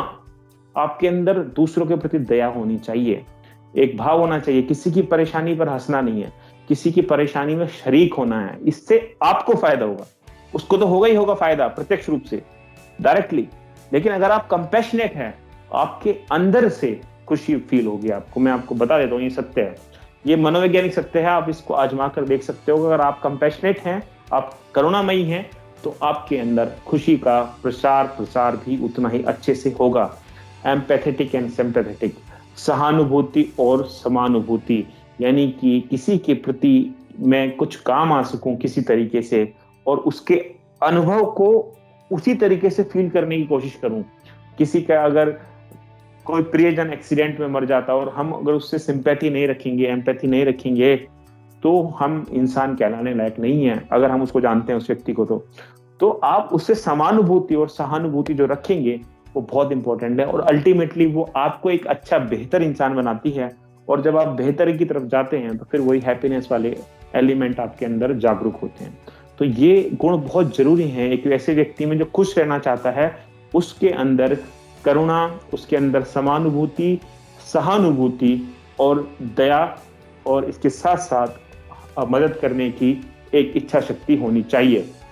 एक लास्ट पॉइंट मैंने लिखा है इसमें, expressive creative using your talent. ये मैंने क्यों लिखा, इसके बारे में तो बहुत डिटेल में बात हो सकती है बाद में, टैलेंट्स के बारे में, कैसे टैलेंट को ग्रो करना है और क्या करना है। लेकिन अगर आप एक्सप्रेसिव हैं, एक्सप्रेसिव से मतलब ये है अगर अपने आप दिल को खोलकर रख देते हैं, अपनी बातों को बताते हैं और क्रिएटिविटी आपके अंदर है और टैलेंट को यूज करते हैं आप अपने, तो यू कैन रिमेन हैप्पी। यानी कि पहले तो आपको ये जानना चाहिए कि आपके टैलेंट्स क्या हैं। क्या आप लिखते अच्छा हैं? क्या आप गाते अच्छा हैं? क्या आप सुनाते अच्छा हैं? क्या आप हो सकता है स्पोर्ट्स अच्छा खेलते हो? क्या हो सकता है आप जो है कढ़ाई बुनाई अच्छा करते हो? क्या पता आप अच्छा खाना बनाते हो? तो अगर आप अपने टैलेंट्स का यूज करते हैं, पहले तो उसको पहचानते हैं, फिर उस टैलेंट पर काम करते हैं, उसको ब्रशअप करते हैं, और फिर लगातार जब उस टैलेंट को आप यूज करते हैं तो भी आपके अंदर हैप्पी हार्मोन्स उपजते हैं, पैदा होते हैं, और उन हैप्पी हार्मोन्स के पैदा होने से आप हैप्पी फील करते हो, क्योंकि आप वो काम कर रहे हो जो आप वास्तव में आपके अंदर है, जो चीजें आपके अंदर हैं, जिसके लिए आप बने थे, आपने उसको पहचान लिया। So it's very important to know yourself and to work upon it and to do all those things which are inherited in you and which you are well aware of. तो आप उन चीजों को करते हैं जब इन चीजों से आपको जरूर फायदा होगा। ये कुछ जो मैंने आपको बातें बताई वो सर्वमान्य बातें हैं, और कुछ बातें ऐसी हैं जो अभी सामने लिखी हुई हैं। मैं जल्दी जल्दी बताता हूं क्योंकि मैंने और भी आपके लिए बहुत सारी चीजें की हैं। तो आप अगर मुझे बीच में मना करेंगे तो मैं रुक भी जाऊंगा, क्योंकि टाइम हमारे पास 50 मिनट हो गए हैं। मैं सोच के आया था कि 1 घंटा कुछ मिनट की क्लास लूंगा, फिर हम बात कर सकते हैं, लेकिन देखते हैं अगर आपको मजा आ रहा होगा, आपको मेरी बात समझ में आ रही होगी, तो हम थोड़ा कंटिन्यू भी कर सकते हैं, और अगर आप चाहेंगे तो मैं रोक भी दूंगा, ये आपके ऊपर है। तो पहले हम लोग जल्दी से इसको खत्म करते हैं, फिर कुछ बातें और भी करेंगे। तो some special efforts can be made. ये तो कुछ बातें जो मैंने अभी आपको बताई थी वो आपके अंदर होनी चाहिए और आप उनको डेवलप कर सकते हो, लेकिन अभी जो बातें लिखी हुई हैं उनके लिए थोड़ा सा एफर्ट्स लगाना पड़ता है। यानी कि कुछ और कोशिशें करनी पड़ती हैं जब हम परेशानी में होते हैं, जब हम मुसीबत में होते हैं, तो उनको बेहतर करने के लिए हम कुछ और अच्छी चीजें करते हैं, तब ये बातें हमारे सामने आती हैं। तो इसमें है, एक तो है physical exercise, yoga and any other sports. सीधी सी बात है, अगर आपका तन अच्छा होगा तो आपका मन अच्छा होगा। दूसरी बात है, जैसा खावे अन्न वैसा होए मन, यानी कि इसमें खाना पीना बड़ा इंपॉर्टेंट है। अगर आप अच्छा ठीक ठाक खाना खाते हैं, 3 तरह के भोजन आयुर्वेद में बताए गए हैं, सात्विक, तामसिक और राजसिक। सात्विक मतलब जो सामान्य शुद्ध भोजन होता है, जिसमें बहुत ज्यादा मसाले वगैरह यूज ना हो, बहुत ज्यादा तेल वगैरह यूज ना हो, नॉर्मल हो, तो आपका शरीर का जो टेम्परेचर है वो बेटर रहता है और आपके विचार भी अच्छे रहते हैं, ऐसा माना जाता है। तो आप भी उस तरह की चीजों को प्रैक्टिस कर सकते हैं। At the same time physical exercise is very important for you, and if you are tired enough you will get a very sound sleep, and if you get a very sound sleep you will get up, freshen up, you will be very fresh all the day, and जब आप fresh होंगे पूरे के पूरे दिन तो आप काम अच्छा कर पाएंगे, और जब काम अच्छा करेंगे तो क्या होगा, आपके अंदर हैप्पीनेस वाली फीलिंग आएगी। तो सीधी सी बात है कि आप फिजिकल एक्सरसाइज करें तो आपका शरीर भी थकेगा और वो उसका मेटाबॉलिज्म बहुत हाई होगा, तो आप अच्छा फील करेंगे। Yoga is the internal exercise. Yoga, ध्यान वगैरह जो है आपको अंदर से मजबूत करते हैं, जिसके बारे में आपको मधु बट्टा मैम पढ़ाती हैं। ये आपको इनसाइड आउट जो है आपको बहुत ज्यादा पावरफुल बनाते हैं और आपके अंदर क्लैरिटी लाते हैं, अपने से बात करने का मौका देते हैं। और जब अपने से बात करने की आप बात करते हैं तो आपको पता होना चाहिए कि आपका वास्तव में बहुत असरदार जो मतलब बेहतरी होती है आपकी। तो योगा, एक्सरसाइज और स्पोर्ट्स अगर आप अपने जीवन में कुछ भी इनमें से लाते हैं तो वास्तव में आपको बहुत फायदा होगा। थोड़ा सा एफर्ट्स लगेगा, थोड़ा सा समय लगेगा आपका, लेकिन आप देखोगे कि ये बहुत ही ज्यादा आपको फायदा देने वाला है और आपको एक ऐसा मतलब असर करेगा कि आपको हैप्पीनेस के कारण मिलेंगे। जो आपके जीवन में एक रूखापन, एक खालीपन, एक कई बार एक उदासी है, उसको ये सारी चीजें दूर करती हैं, आपको एक्टिवेट करती हैं, इनसाइड आउट आपको एक्टिवेट करती हैं। तो आप इन चीजों को अपने जीवन में अपनाएं। उसके बाद आता है good professional counselling, medication focusing on the main issue of the condition if it is severe. यानी कि अगर आपकी मानसिक प्रताड़ना, मानसिक परेशानी, दुख बहुत हद तक बढ़ गया है और डिप्रेशन की शक्ल ले चुका है वो, तो आपको मेडिकेशन की भी जरूरत पड़ सकती है। आपको एक अच्छी काउंसलर की भी जरूरत पड़ सकती है, जिसमें कोई शर्माने की बात नहीं है, जिसमें कोई घबराने की बात नहीं है। ये बहुत ही आम चीज है आज की दुनिया में। अगर आप बहुत ज्यादा ऐसी स्थिति में फील करते हैं अपने आप को कि यस मुझे थोड़ी परेशानी ज्यादा हो रही है और मैं एंग्जाइटी या डिप्रेशन या इस तरह की चीजें थोड़ी ज्यादा फील कर रहा हूं और मेरे ऊपर कोई सामान्य बात असर नहीं कर पा रही है, तो yes you should go to the doctor, you should get a proper help from the psychiatrist, psycho। तो कह रहे हो कुछ भाई कौन है?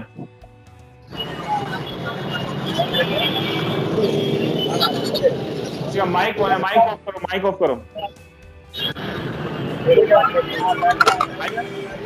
माइक ऑफ करो।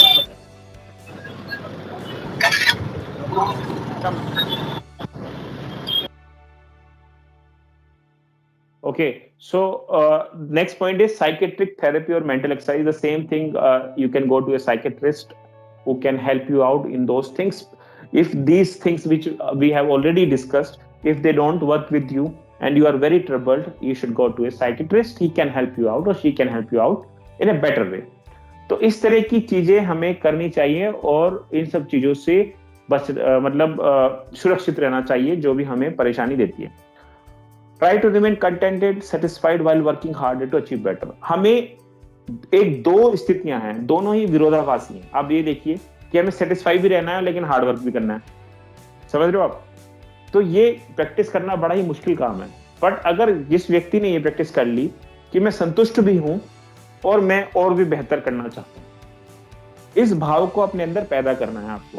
यानी कि मैंने कुछ अचीव किया, yes it is good, I have achieved this और मुझे अच्छा फील हो रहा है, but I will do better. लेकिन मैं उसके लिए परेशान नहीं, मैं सिर्फ हार्ड वर्क कर रहा हूं ताकि मैं और अच्छा बन सकूं और बेहतर बन सकूं और अच्छा प्राप्त कर सकूं। लेकिन जो मैं अभी किया हूं वो भी बहुत अच्छा था, उसमें भी मुझे खुशी मिली। तो ये भाव अपने अंदर पैदा करना है कि आपको सेटिस्फाई रहते हुए हार्ड वर्क करना है। ऐसा नहीं है कि आप सेटिस्फाइड है ही नहीं कभी भी और आप हार्ड वर्क करते जा रहे हैं सिर्फ। You have to get a satisfaction and then work harder. ये बहुत ही मुश्किल काम है, विरोधाभासी काम है, बहुत ही कॉन्ट्राडिक्टरी सा है, लेकिन आपको इसको करने की कोशिश करनी है। Try to incorporate little bit of spirituality in your life. और स्पिरिचुअलिटी से मेरा मतलब है ध्यान से, योगासन से और प्राणायाम से। इस तरह की चीजों को आप कर सकते हो। अपने लास्ट सेगमेंट पे आते हैं हम लोग। Are we only working to treat symptoms and not eradicating the causes of sorrow and happiness? क्या इतनी सारी जो हमने बातें की हैं अभी तक, या दूसरे टीचर्स ने भी बातें की हैं आपसे, या आप लोगों ने और भी कई जगह से चीजें समझी होंगी, क्या हम सिम्टम्स पर बात कर रहे हैं, लक्षणों पर काम कर रहे हैं, या हम उसके कारणों को भी देख रहे हैं, या हम केवल लक्षणों पर प्रहार कर रहे हैं कि ये होगा तो ये करेंगे, ये होगा तो ये कर देंगे? ऐसा है क्या? तो हमें उन कारणों को भी देखना चाहिए जिन कारणों की वजह से हमारे अंदर अनहैप्पीनेस आती है और उन कारणों को दूर करने की कोशिश करनी चाहिए। तो अब ये जो आप आगे अभी पढ़ रहे हैं, ये मेरे कुछ ऑब्जर्वेशन है कि अगर आप इन चीजों को इनकॉर्पोरेट करोगे अपनी लाइफ में, इन चीजों को अपनाओगे अपनी लाइफ में, तो हो सकता है वास्तव में आपके दुखों में कुछ कमी आए, आपकी परेशानियों में कुछ कमी आए। और अगर इन दोनों, ये दुख और परेशानी आपकी कम होगी, तो वास्तव में आपको हैप्पीनेस आसानी से प्राप्त हो सकती है। Preparing you to confront challenges, difficulties in much better way. हमारे साथ दिक्कत यह है कि हम अपने युवाओं को परेशानियों का सामना करने के लिए क्या बेहतर ढंग से तैयार कर रहे हैं? अगर हम उनको बेहतर ढंग से परेशानियों का सामना करने के लिए तैयार करेंगे तो उनको दुख और परेशानियां कम होगी, उनको अपने चैलेंजेस के बारे में पता होगा, उनका सामना कैसे करना है ये पता होगा, और ये कम होंगे अगर उनके लाइफ में, तो वास्तव में हैप्पीनेस वो प्राप्त कर सकते हैं। तो वो क्या चीजें हैं? जैसे हम अपने लोगों को टैलेंट और स्किल बेस्ड एजुकेशन कम देते हैं, क्या हम उसको एजुकेशन में एक बड़ा हिस्सा बना सकते हैं? क्या हम अगर आपको बचपन से ही बहुत सारी चीजें जो आपको आगे जीवन में काम आने वाली हैं, जैसे कम्युनिकेशन स्किल्स, प्रेजेंटेशन और personality development, so on and so fourth, यानी कि बहुत सारी चीजें ऐसी हैं पढ़ाई से अलग, अगर उनको युवाओं को सिखाया जाए, उनको ट्रेनिंग दी जाए, तो शायद वो अपने चैलेंजेस को बेटर ढंग से डील कर पाएंगे। And when they will deal it in a better way, तो वो शायद हैप्पी ज्यादा रह सकेंगे। तो मैं आपसे ये कहना चाहता हूं कि हम कारणों पर, मतलब सिम्टम पर चले जाते हैं कि दुख है, ये है, लेकिन वो दुख हो क्यों रहा है? क्या हम ये सोचते हैं वो दुख इसलिए हो रहा है क्योंकि हमारे युवा पीढ़ी खासकर उन चैलेंजेस के लिए तैयार नहीं है जो आकस्मिक उनके सामने आ गए हैं, जो अचानक से उनके सामने आ गए हैं। उन चैलेंजेस के लिए उनको तैयार करना, तो इसकी हम बात कर सकते हैं। Number 2, helping to find and improve their talents virtues, यानी कि हमारे युवाओं में या हमारे लोगों में कुछ टैलेंट्स होते हैं, आप सभी में हैं, कुछ मेरे अंदर भी हैं, कुछ दूसरों में भी हैं। क्या हम उनको इंप्रूव करने का या उनको बढ़ाने का या उनको ढूंढने का उनको मौका दे रहे हैं, या उनके टैलेंट को ढूंढ रहे हैं? अगर हमने उनके टैलेंट को ढूंढकर, उनके वर्च्यूज को ढूंढकर वही काम उनसे कराए जिसके लिए वो बने हैं, तो वो शायद अपनी लाइफ में ज्यादा बेहतर और ज्यादा खुश महसूस कर सकते हैं। मेरा ऐसा मानना है कि अगर कोई बच्चा स्पोर्ट्स के लिए बना है और हम उसे जबरदस्ती ज्यादा पढ़ाते रहे, तो वो उसके एक दुख का कारण होगा। अगर कोई बच्चा आर्ट के लिए बना है, कुछ उसको एक्टिंग करनी है या स्क्रिप्टिंग करनी है या उसको डायरेक्टर बनना है, आप उससे पढ़ाते रहोगे, अगर आप केवल पढ़ाते रहोगे, तो वो उसके दुख का एक कारण है। ठीक ऐसे ही स्पोर्ट्स के लिए बना है, कोई जूडो के लिए बना है, कोई फुटबॉल के लिए बना है, कोई क्रिकेट के लिए बना है, कोई नेता बनने के लिए बनाया, कोई डॉक्टर बनने के लिए बना है लेकिन वो आर्ट्स पढ़ रहा है, कोई इंजीनियर बनने के लिए बना है लेकिन वो आर्ट्स पढ़ रहा है, या वाइस वर्सा, है ना? किसी को लेखक बनना था और आप उसको जबरदस्ती इंजीनियर बना रहे हो, तो ये उसके दुख का एक कारण है। तो आपको मैं ये कहना चाहता हूं कि अगर उन बच्चों का, उन युवाओं का बचपन में ही टैलेंट पहचान लिया जाए, उनको अपने टैलेंट ढूंढने में मदद की जाए और उनको उन्हीं टैलेंट के अनुसार काम दिया जाए, तो वास्तव में उनके दुखों में कमी आ जाएगी, उनके जीवन में हैप्पीनेस आ सकती है और वो कंट्रीब्यूट भी कर सकते हैं अपने देश और समाज के लिए बेटर वेज में, क्योंकि वो काम जो वो कर रहे होंगे तब वो उनके नेचुरल होगा। और जब आप अपना नेचुरल काम करते हो तो आप अपना बेस्ट देते हो, क्योंकि आप उसमें खुश होते हो। तो it's very important that we understand, we find talents and virtues of any particular person and we put that person in that particular field and then see the result. तो मैं आपको ये कहना चाहता हूं कि ये मेरे ऑब्जर्वेशन है कि आप अगर अपने टैलेंट्स को, ये आपके ऊपर भी लागू होता है, अपने टैलेंट्स के ऊपर काम करोगे उनको ढूंढकर, तो आप वास्तव में खुश रह सकते हो। इसके अलावा be better skilled and develop a smart aptitude. अगर आप किसी भी काम को जो आप सीखते हो उसमें आप बहुत बेहतर स्किल्ड हो जाते हो और अपने एप्टीट्यूड को स्मार्ट बनाते हो। स्मार्ट का मतलब होता है तेज तर्रार। एक व्यक्ति आजकल स्मार्ट होना चाहिए, उसको हर तरह की जानकारी होनी चाहिए, तो आप जीवन में सफल हो सकते हो। और एक सफल व्यक्ति कंपैरेटिवली कम दुखी होता है, ऐसा देखा गया है। और वो अपने से जो उसकी नेचर के काम है वही काम करते हुए सफल हो, तो वो दुखी कम होगा। कई बार ऐसा भी होता है कि बहुत बड़ा कोई बिजनेस टाइकून है लेकिन वो दुखी है, लेकिन अगर वो अपनी पसंद के काम कर रहा होगा तो शायद उसको दुख कम होगा। तो मैं आपसे ये कहना चाहता हूं कि बी बेटर स्किल्ड। आप जो भी काम करें उसमें परफेक्शन की तरफ जाएं। जब आप उसको अच्छे से करोगे तो उसमें आपको सफलता मिलेगी, और जब सफलता मिलेगी तो वो आपको हैप्पीनेस का एक मौका देगी, हैप्पीनेस के एक रास्ते खोलेगी। भले ही आप इसको एक झूठ, एक बार बार वही बात आ जाएगी कि कुछ लोग कहेंगे कि नहीं, सफल होने के बाद भी बहुत लोग दुखी हैं। बिल्कुल हो सकते हैं, लेकिन मैं आपको एक सुझाव दे रहा हूं कि आप अगर सफल होंगे तो ऐसे चांसेस कम है कि आप दुखी हो। ये कोई परफेक्ट रेमेडी नहीं है, लेकिन ये एक संभावना जरूर देता है कि आपको एक हो सकता है निर्धन व्यक्ति, एक हम्बल बैकग्राउंड का व्यक्ति आर्थिक कारणों से भी दुखी है, सामाजिक कारणों से भी दुखी है, शोषण से भी दुखी है, लेकिन एक व्यक्ति जिसके जीवन में कम से कम पैसा अच्छी तरीके से है, उसने अपना नाम अच्छे तरीके से कमाया, तो हो सकता है उसके दुख के कारण कम हो जाए, उसके दुख के कारण कम हो जाए, ये नितांत संभव है।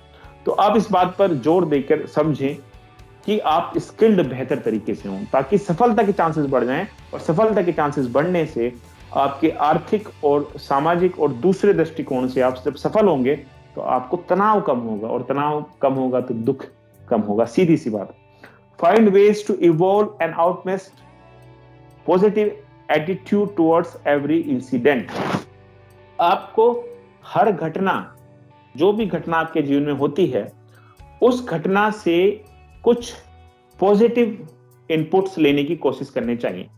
मान लीजिए आप कहीं पर एडमिशन लेने गए, लेकिन आपका एडमिशन वहां पर नहीं हुआ। कुछ दिनों बाद आप देखते हो कि उससे भी अच्छी जगह पर आपका एडमिशन हो गया, है ना, लेकिन आप उस इंटरव्यू से कुछ सीख कर आए थे जो पहले आपने दिया था। तो each and every incident makes you learn something. It is just you who has to opt those things. It is just you who has to understand those notions or those omens that nature gives to you. हमारी प्रकृति हमें बहुत सारे ऐसे उदाहरण देती है, हमारी प्रकृति हमें बहुत सारे ऐसे संकेत देती है। उन संकेतों को आपको पकड़ना चाहिए, उनको समझना चाहिए। कई बार कोई कामों में आपको सफलता मिलती है, कई बार सफलता मिलती है, लेकिन वो इंसिडेंट आपको कुछ ना कुछ सिखा कर, समझा कर जाते हैं। उन इंसिडेंट से वो सीखना और समझना चाहिए, और पॉजिटिव एटीट्यूड रखना चाहिए एक उनको समझते वक्त।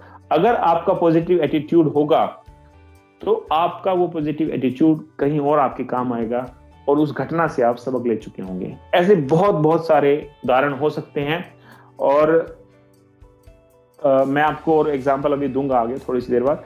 Incorporate creativity and innovation in every aspect of life. ये मैंने आपको पहले भी कहा कि अगर आप क्रिएटिव और इनोवेटिव होंगे तो आपको ज्यादा सफलता मिलेगी, आपको ज्यादा प्यार मिलेगा, और प्यार और सफलता आपको हैप्पीनेस होने का एक और मौका देंगे। आप दूसरों से बेहतर कुछ कर रहे होंगे तो आप दूसरों की नजर में आएंगे, और जब आप दूसरों की नजर में आएंगे तो लोग आपको जो है प्यार करेंगे, आप सफल भी होंगे, और सब कुछ अच्छा हो रहा होगा। और जब ये सब कुछ अच्छा हो रहा होगा तो हैप्पीनेस का एक और दरवाजा आपके लिए खुलेगा। सीधी सी बात है, आपके अंदर अल्टीमेटली, क्योंकि आप एक आर्थिक युग में जी रहे हैं, एक भौतिक युग में जी रहे हैं, कितना भी आप डिनाई करें, लेकिन आपकी हैप्पीनेस कुछ हद तक, मैं ये नहीं कह रहा हूं कि सारी की सारी, आपकी सफलता से काफी हद तक जुड़ी हुई है। अगर आप अपने चैलेंजेस को डील करना जानते हैं तो आप अपने दुखों को कम कर सकते हैं, और अगर आपने अपने दुखों को कम कर लिया तो हैप्पीनेस आपके जीवन में एक जगह बना सकती है। तो मैं आपसे बार बार ये कह रहा हूं कि be creative, be innovative, be skilled, improve your talents, try to learn confronting challenges and difficulties. So there are so many things that you can do, and these are some efforts that you can put in your life, and you can become a better person who knows how to achieve happiness. Okay, do not compare yourself to others. अपने आप का दूसरों से क्या करना है, आपको compare नहीं करना है, दूसरों से तुलना नहीं करनी है, क्योंकि आप अपने आप में यूनिक हो। आपको तुलना करनी है अपने आप से कि मैं कल ये कर सकता था, क्या मैं आज कुछ बेहतर सीखा, या अगले दिन मैं कुछ बेहतर कर पाया। You just have to compare yourself to you. अगर आप अपने आप से अपना कंपैरिजन करेंगे तो बेहतर रहेगा, क्योंकि आप यूनिक हैं, आपका बोलने का तरीका अलग है, आप अलग दिखते हो, आपकी जो है भाषा, बात करने का तरीका अलग है, आपके टैलेंट्स अलग हैं, आपको ईश्वर ने अलग तरह का बनाया है। तो आप दूसरों से कंपेयर कैसे कर सकते हैं? आपको अपने आप से कंपेयर करना चाहिए और अपने आप को बेहतर बनाने की कोशिश करनी चाहिए। हमारे दुखों का एक बहुत बड़ा कारण ये है कि हम दूसरों से कंपेयर करते हैं अपने आप को, कि उसके पास ये है, वो इतना अच्छा बोलता है, वो इतना अच्छा पढ़ता है, वो इतना अच्छा गाता है। अरे आप ये देखो ना कि आप क्या अच्छा करते हो, आप ये ढूंढो, आप वो करो और उसमें लग जाओ। जब आप उसको करोगे, जब उसमें आप लग जाओगे, तो आप उसमें निश्चित रूप से सफलता पाओगे। तो आपकी यूनिकनेस भी लोगों को दिखाई देगी। अगर हम अपनी तुलना उन लोगों से करें जिनके टैलेंट्स हमसे अलग हैं और हमारे टैलेंट्स कुछ और हैं, तो आपको इस बात को समझना होगा कि ये बड़ा ही अन्याय होगा आपके साथ भी, उन लोगों के साथ भी और सब लोगों के साथ भी। तो इन चीजों को समझना है आपको, दूसरों से कंपेयर नहीं करना है। और लास्ट बात जो कि बहुत इंपॉर्टेंट है, इसके बाद में कुछ और बातें कर सकते हैं हम अगर आप मुझे अलाउ करोगे तो, लेकिन एक लास्ट बात जो मैं आपको बताना चाहता हूं, कम आउट ऑफ कंफर्ट जोन। बहुत ही इंपॉर्टेंट बात, सबसे इंपॉर्टेंट बात मेरी नजर में यह है कि आप अपने कंफर्ट जोन से बाहर निकल आओ। कंफर्ट जोन क्या होता है? मान लीजिए मैं आसानी से कोई काम कर सकता हूं, जैसे मैं हो सकता है क्लास में, है ना, हो सकता है। आवाज आ रही है मेरी? फोन आ गया था बीच में।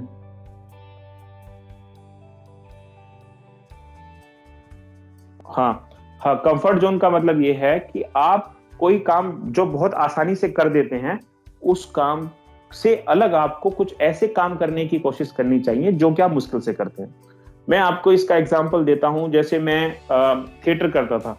जब मैं आज से 7-8 साल पहले जब पढ़ाता नहीं था, उस समय थिएटर करता, तो बड़े मुश्किल मुश्किल कुछ रोल थे। जैसे कि एक बार मुझे मतलब आसान सा कोई रोल दिया गया, तो मैंने कहा कि नहीं, मुझे कुछ कठिन करना है। तो मैंने कहा कि मुझे बूढ़ा बनना है उस रोल में। आप you can C on the screen, ये राइट साइड में आप देख सकते हो, दिस इज मी। दिखाई दे रहा हूं? दिखाई दे रहा हूं मैं? स्क्रीन दिखाई दे रही है आपको? Yes sir. ओके, Yes, तो sir. Right side, okay, right side में देखो आप। वो मुझे ना आसान सा एक रोल मिला था। मैंने कहा नहीं सर, मैं थोड़ा मुश्किल करना चाहता हूँ, मुझे आप बूढ़े का रोल दे दो कोई। उसमें एक बूढ़े का रोल था, दत्तू पटवारी नाम से। मैंने वो रोल किया एंड आई डिड इट फेबुलसली, बहुत अच्छे से मैंने उस रोल को किया। तो मैंने वहां से उस रोल को सीखा, उसको मुश्किल चीज को करने की कोशिश की। मैं हो सकता है कुछ आसान चीज करता था। फिर एक प्ले था जिसमें मुझे बंगाली बुढ़िया का मैंने रोल किया, जो आप बीच में देख रहे हो। बीच में देखो, बीच में एक आपको सफेद कपड़ों में एक बुढ़िया दिखाई दे रही है, ठीक है? तो वो बुढ़िया मैं बना हुआ हूं, और वो बंगाली है, और मैं पश्चिमी उत्तर प्रदेश का रहने वाला हूं। तो मैंने उसकी भाषा को रटा, सीखा। क्या हो लोग की करबो, सारा का सारा दिन खेलती रहती है, समथिंग लाइक दैट। है আমার চোখটা কারো স্বপ্ন देखे ना। तो मैंने पूरा का पूरा उसका एक्सेंट याद किया, उस चीज को समझा, उस कैरेक्टर में उतरा, और लोगों को बिलीव नहीं हुआ कि इसने इतना अच्छा किया उसको। तो मैं आपको ये बताना चाहता हूँ, आपको ये कहना चाहता हूँ कि whatsoever you do in your life, take up the challenges, take the most difficult things out of them and try to complete them within the given time and do your best. मैं आपको ये कहना चाहता हूं कि आप कुछ भी कर सकते हैं। जो आपके वर्च्यूज और टैलेंट के आसपास की चीजें हैं, वो तो आप सब कुछ कर सकते हैं। तो आप उन चीजों को पकड़ें, समझें और करें। और इसी तरीके की मैंने फिर थिएटर में कई सही तरह के रोल किए। उसमें आप तीसरा एक फोटोग्राफ देख रहे होंगे, जिसमें मैं खड़ा हूं राइट साइड में हाथ दिए। तो एक ये बड़ा ही मोटी आवाज बोलने वाला एक बड़ा ही धागड़ जमींदार आदमी था, उसका रोल था। So there are so many roles that I did in theatre, but even if I was not competent for them, but I did that. तो मैं आपसे सिर्फ इसका एग्जाम्पल दे रहा हूं। ये एग्जाम्पल मैं आपको इसलिए दे रहा हूं कि आपके जीवन में ऐसी बहुत सारी चीजें होंगी जो कि आपको मुश्किल लगती होंगी। अगर आप उन मुश्किल चीजों को करेंगे तो आपके अंदर एक असीम कॉन्फिडेंस आएगा। उस कॉन्फिडेंस को जब आप यूज करेंगे तो आप बहुत सारी चीजें कर सकते हैं। मैं आपको एग्जाम्पल देता हूं, कुछ अपनी लाइफ की कुछ एग्जाम्पल देता हूं आपको। जैसे मैं थिएटर करता था, मैंने आपको बताया। एक बार क्या हुआ कि मेरे किसी दोस्त की शादी थी, 2-3 साल पहले की बात है। और शादी से 1-2 दिन पहले कोई रस्म होती है जिसमें लड़की वाले आते हैं और वो कुछ उपहार देते हैं, कुछ कुछ होता है, उसमें टीका वगैरह लगाते हैं। तो उसमें एक पंडित की आवश्यकता होती है, उसमें एक पंडित की आवश्यकता होती है। अब ये जो मेरे दोस्त लोग थे वो भूल गए कि किसी पंडित को बुलाना था। तो वो उनको लगा कि ये तो बड़ी बेइज्जती की बात हो जाएगी फिर। तो मैंने कहा don't worry, I will do it, I will do something. तो एक कुर्ता मैंने पहना पीले रंग का और टीका लगाया, और फोन मैंने निकाला, और जो मंत्र उस उत्सव पर पढ़े जाते थे उन मंत्रों को मैंने बाहर निकाल लिया फोन में, और उनको थोड़ा बहुत याद भी कर लिया और सामने रख लिया। तो मैंने ऐसे पढ़ लिया, हाँ मंगलम भगवान विष्णु, मंगलम गणोदजे, मंगलम कुंडली काक्षत, मंगलम तनो हरि, ऐसे ऐसे करके something like that. So I did it completely fabulously, and जब मैंने ये सब चीजें कर ली तो they were very astonished, they were very surprised that I could do this. मैं आपको सिर्फ इतना बता रहा हूँ कि आप अगर कुछ ठानते हैं, कुछ करते हैं, तो आप बहुत कुछ कर सकते हैं. There have been many times in my life that I have become a policeman. जब कोई लड़ाई झगड़ा हो रहा हो, कोई छोटा आदमी, ये मतलब छोटा इन द सेंस कि रिक्शा वाला और कुछ लोग लड़ रहे हैं, तो मैंने उनको कहा, अरे क्यों लड़ रहे हो, पुलिस के सामने लड़ोगे तुम, ऐसे करके. तो डर गए वो और उन्होंने लड़ाई छोड़ दी. हो सकता है वो एक दूसरे को मार देते या चोट लग जाती गहरी या कुछ भी. तो मैं आपसे ये नहीं कह रहा हूं कि आप किसी के झगड़े में कूद पड़ो. I am not advising that. I am just giving you an example. I am giving you an example कि आप अगर कुछ ठान लेते हैं, कुछ करते हैं, तो you tend to become that, and आप उस तरफ बढ़ते हो, आपको सोचते हो, समझते हो. ऐसी बहुत सारी चीजें होती हैं. जो कुछ लोग होते हैं जो आपको पीछे खींचने की कोशिश करते हैं, वो आपको आपके जीवन में बाधा डालने की कोशिश करते हैं, लेकिन आप चूंकि अपनी धुन में हो, अपनी मग्न में हो, और आप उन लक्ष्यों को प्राप्त कर लेते हो. जैसे मैं आपको एक कहानी सुना दूं छोटी सी. एक होता है मेंढक, बल्कि 4-5 मेंढक होते हैं. एक बड़े से गड्ढे में वो गिर जाते हैं, कुएं टाइप में वो गिर जाते हैं 4-5 मेंढक. तो बाकी की सब मेंढक जो बाहर थे वो कुएं के चारों तरफ जो है कतार लगा के खड़ी हो जाते हैं और उसके अंदर झांकते रहते हैं कि अंदर देखो क्या हो रहा है. तो जो 4-5 मेंढक होते हैं नीचे जो गिर जाते हैं, वो कूदते हैं ऊपर की तरफ और दीवार पर चढ़ने की कोशिश करते हैं. जब वो दीवार पर चढ़ने की कोशिश कर रहे हैं तो बाहर वाले मेंढक उनको ये बोलते हैं, अरे मत चढ़ो, थक जाओगे, वैसे ही मर जाओगे तुम तो, मत चढ़ो, थक जाओगे, मर जाओगे. टर टर टर टर टर टर.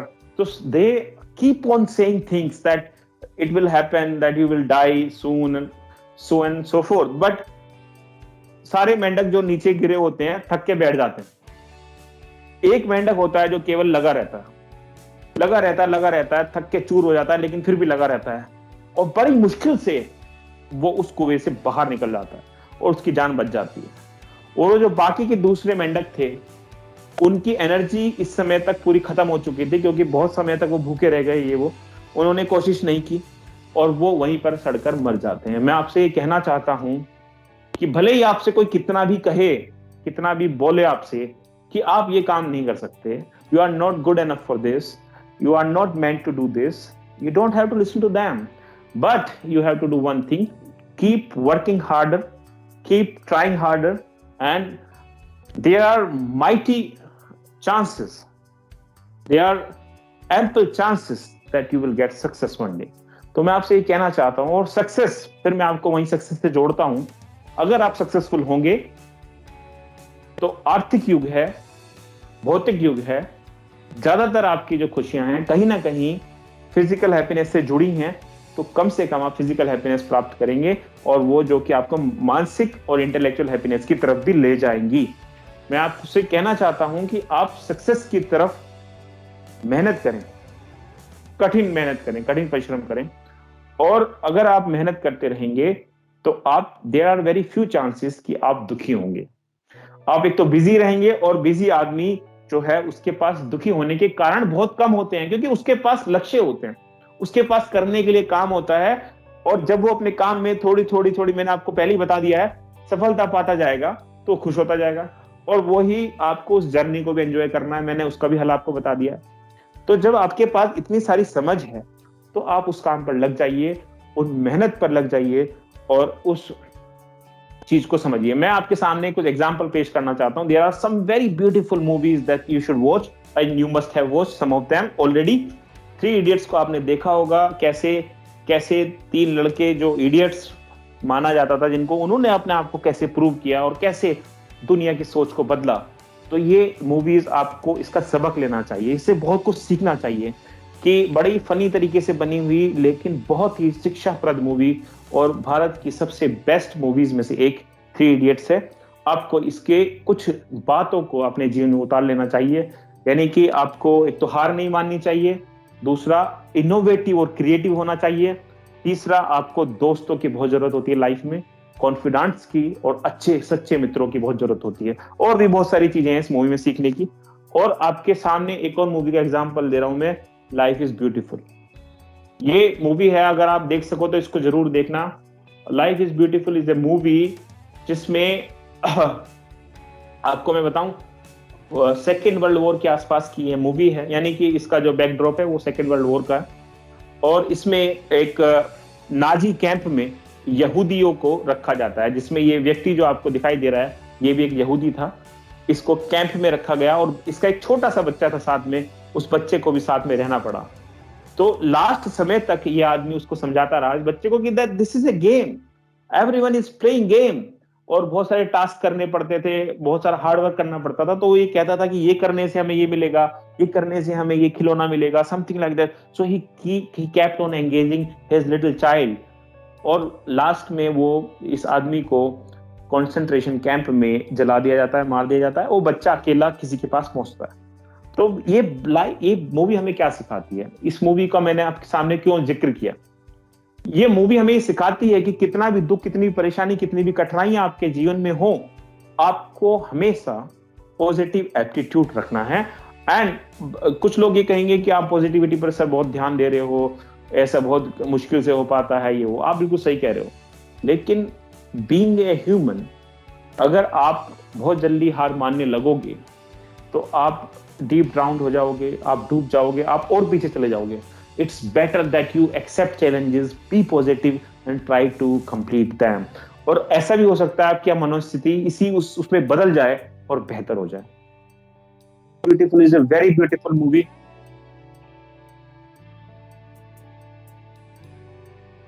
So Life is Beautiful is a very beautiful movie that you all must watch.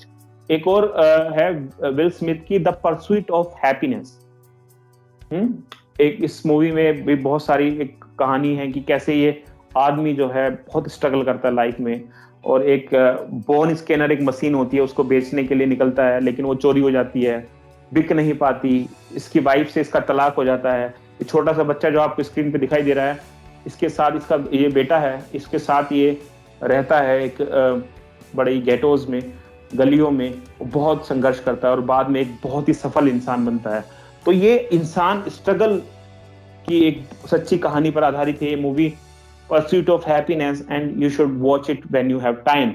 I shall highly recommend you, please watch it when you have time. You will learn lots of things. Then there is this movie named Castaway. Castaway एक ऐसी movie है, Tom Hanks की है। और ये जो movie है Tom Hanks की, मैं आपको ये बताना चाहता हूँ दोस्तों कि इस मूवी में ये बताया गया है, ये समझाया गया है हमें कि इंसान कितना भी अकेला पड़ जाए, अगर उसके अंदर जिजीविषा है, जीने की शक्ति है, और लिविंग उसके अंदर एप्टीट्यूड है, तो he can come out of it and he can again turn back to life and he can do whatsoever he wants. तो इसमें ये व्यक्ति एक उस पे एक द्वीप पर फंस जाता है क्योंकि प्लेन क्रैश कर जाता है, और ये अकेला सरवाइव करता है 15-20 सालों तक। कैसे अकेला रहता है वो, कैसे उस एक बॉल उसके पास होती है, उससे बात करके कैसे समय गुजारता है, और कितने महत्वपूर्ण तरीके से वो चीजें सीखता है और सर्वाइव करता है। तो सर्वाइवल के ऊपर ये बहुत इंपॉर्टेंट मूवी है। तो मैं दोस्तों आज आपको यहीं पर विराम करूंगा, और मैं आपसे ये कहना चाहता हूं कि आप लोगों ने अपने वीडियोस तो ऑन नहीं किए। आप मैं आपसे उम्मीद करता हूं कि वीडियोस ऑन करेंगे आप, और कुछ सवाल पूछेंगे। जो आज की हमारी क्लास हुई है उससे रिलेटेड आपके दिमाग में, आपके जहन में कोई भी जो बात आती है उसको प्लीज पूछिए। मैं कोशिश करूंगा उसका जवाब देने का, अगर नहीं भी दे पाऊंगा लेकिन फिर भी कोशिश करेंगे, आपसे भी समझने की कोशिश करेंगे। और उम्मीद करता हूं कि आपको मेरी कुछ बातें अच्छी लगी होंगी। तो आप अगर कुछ सवाल पूछना चाहते हैं तो यू आर वेलकम।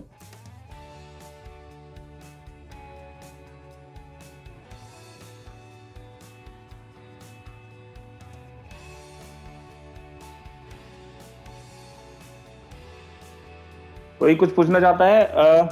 राहुल, आशीष, और बाकी और भी बहुत सारे लोग हैं, कईयों के नाम दिखाई नहीं दे रहे हैं इसमें।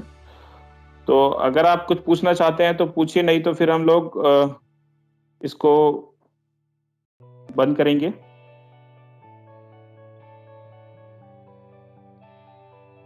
ओके, तो मुझे लगता है आज की कक्षा से किसी का कोई सवाल नहीं था। टीके मिश्रा सर दिखाई दे रहे हैं सर को। अच्छा, सुजाता ने हाथ खड़ा किया है। सर नमस्कार। सुजाता, आप कुछ कह रही हैं, प्लीज आस्क, अगर आपको कोई पॉइंट समझ में नहीं आया। हाँ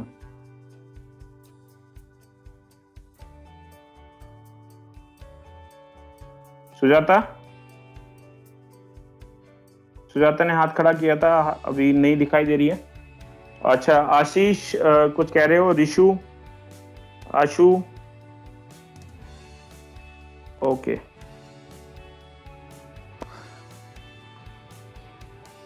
दोस्तों हेलो। मुझे, हाँ हाँ बोलो। हेलो। हाँ बोलो, बोलिए सेल्जर। हाँ जी सेल्जर सर। जी हाँ जी, हाँ जी। जी। सर आपने कहा कि जो हमारी लाइफ के अंदर पैसे का भी बहुत बड़ा रोल है खुश रहने के लिए, लेकिन अगर किसी वजह से जितना हम डिजर्व करते हैं उतना हम नहीं अर्न कर पा रहे जी किसी वजह से, तो उसका क्या उपाय है, उसका क्या सोल्यूशन निकाला जा सकता है? सर, मैंने और जो दुख है वो इसी वजह से है कि भी हम डिजर्व ज़्यादा करते हैं अपनी एक्सपीरियंस और क्वालिफिकेशन के हिसाब से, लेकिन किसी वजह से उतना अर्न नहीं कर पा रहे। जी जी जी जी जी। अ, ये सर एक ये स्लाइड आपको दिखाई दे रही होगी स्क्रीन पर, ग्रीन कलर की। इसमें फोर्थ हम नंबर का पॉइंट पॉइंट लिखा हुआ है, try to remain contented satisfied while working harder to achieve better. इसके इस स्लाइड का बनाने के पीछे लक्ष्य यही था सर, कुछ कंडीशंस हमारे हाथ में नहीं होती। जैसे मैं आपको पहले पूरा जवाब दे दूं, आप भी अपना फिर विचार रखिएगा। होता यह है कि कुछ कंडीशंस हमारे हाथ में नहीं है। जैसे फॉर एग्जांपल, कुछ लोग गरीब पैदा होते हैं, कुछ अमीर पैदा होते हैं, और वास्तव में जो व्यक्ति अमीर है उनको आर्थिक रूप से स्ट्रगल्स जीवन में कम करने पड़ेंगे, सीधी सी बात। लेकिन जो लोग ये मतलब निर्धन हैं और जो अच्छे से कमा भी नहीं पा रहे हैं, तो मैंने ये बात बताई है कि जो भारतीय फिलोसफी भी कहती है, आप जितना भी मेहनत कर रहे हैं और जितना भी अर्न कर रहे हैं, आपको सेटिस्फाई तो रहना है, लेकिन उस सेटिस्फेक्शन के साथ हार्ड वर्क करते रहने की आपको जारी रखना है। और एक चीज मैंने आपको और बताई थी कि आप अपने, जो आगे की स्लाइड्स में मैंने बताई है, कि अपने टैलेंट्स को बढ़ाते रहिए।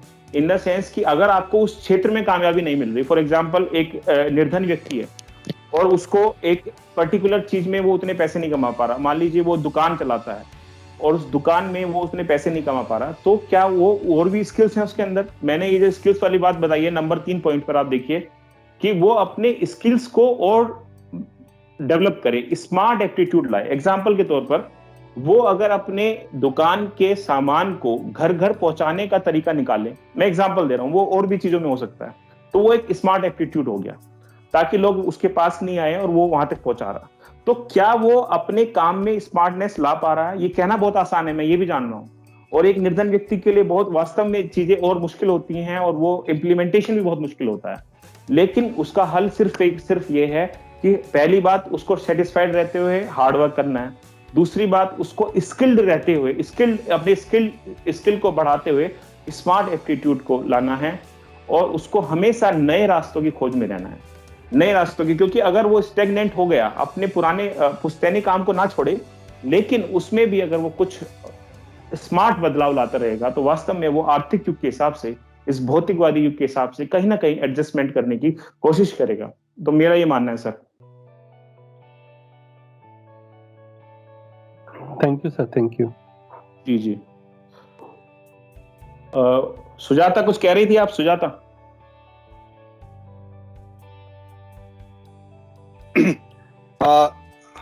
मैं इंटरवीन करना चाहता हूँ। जी सर। नमस्कार। भाई, मैं सबसे पहले विकास जी आपका बहुत बहुत धन्यवाद देता हूँ। जिस हार्ड वर्क की आप बात करते हैं, वो हार्ड वर्क आपने किया है, बहुत सराहनीय प्रयास आपका इस हैप्पीनेस क्लास के लिए। और बात आपने बिल्कुल सही की कि जब तक आप प्रयास अच्छी नहीं करेंगे तो आपको रिजल्ट भी वैसा नहीं आएगा। अभी एक सवाल जो आपके सामने आया, पैसा, मैं बताऊं कि एक हिंदू में कल आर्टिकल आया, money and happiness, money versus happiness. Okay, Pennsylvania university से रिसर्च हुआ है, हिंदू में, कृपया करके देखिए। उसमें मेरा कमेंट्स आया है, मेरा कमेंट अप्रूव हुआ, हिंदू वालों ने दिया है कि आप जब मनी को पैसे से जोड़ते हैं, तो एक आर्थर ब्रूक्स है, professor happiness of Harvard university, उन्होंने कहा है कि money does not give you happiness. Earned money gives you happiness. ठीक है, ये ध्यान रखिए. मनी आपको लॉटरी में टिकट मिला है तो आपको इंस्टेंट ग्रेटिफिकेशन, बहुत मजा आएगा आपको, लेकिन वो लंबे समय तक नहीं चलता है. हैप्पीनेस किसको कहते हैं? Happiness is something which gives you satisfaction from all aspects of your life and the world around you. Kindly note down, ये दो चीजें जरूरी हैं. You are satisfied, fully satisfied with all your aspects of life, all walks of life, number one. And number two, you are also satisfied with the world that is around you. तो पैसा, सिर्फ पैसा आपको नहीं करेगा. किस तरीके से पैसा कमाया है, समस्या ये उठती है. हमारे जो दुख का कारण ये है कि हमारी उम्मीदें बिना कमाए हुए पैसे पर होती है, अनअर्न्ड इनकम पे, कि अगर वो अनअर्न्ड इनकम नहीं आया तो मैं दुखी हूं.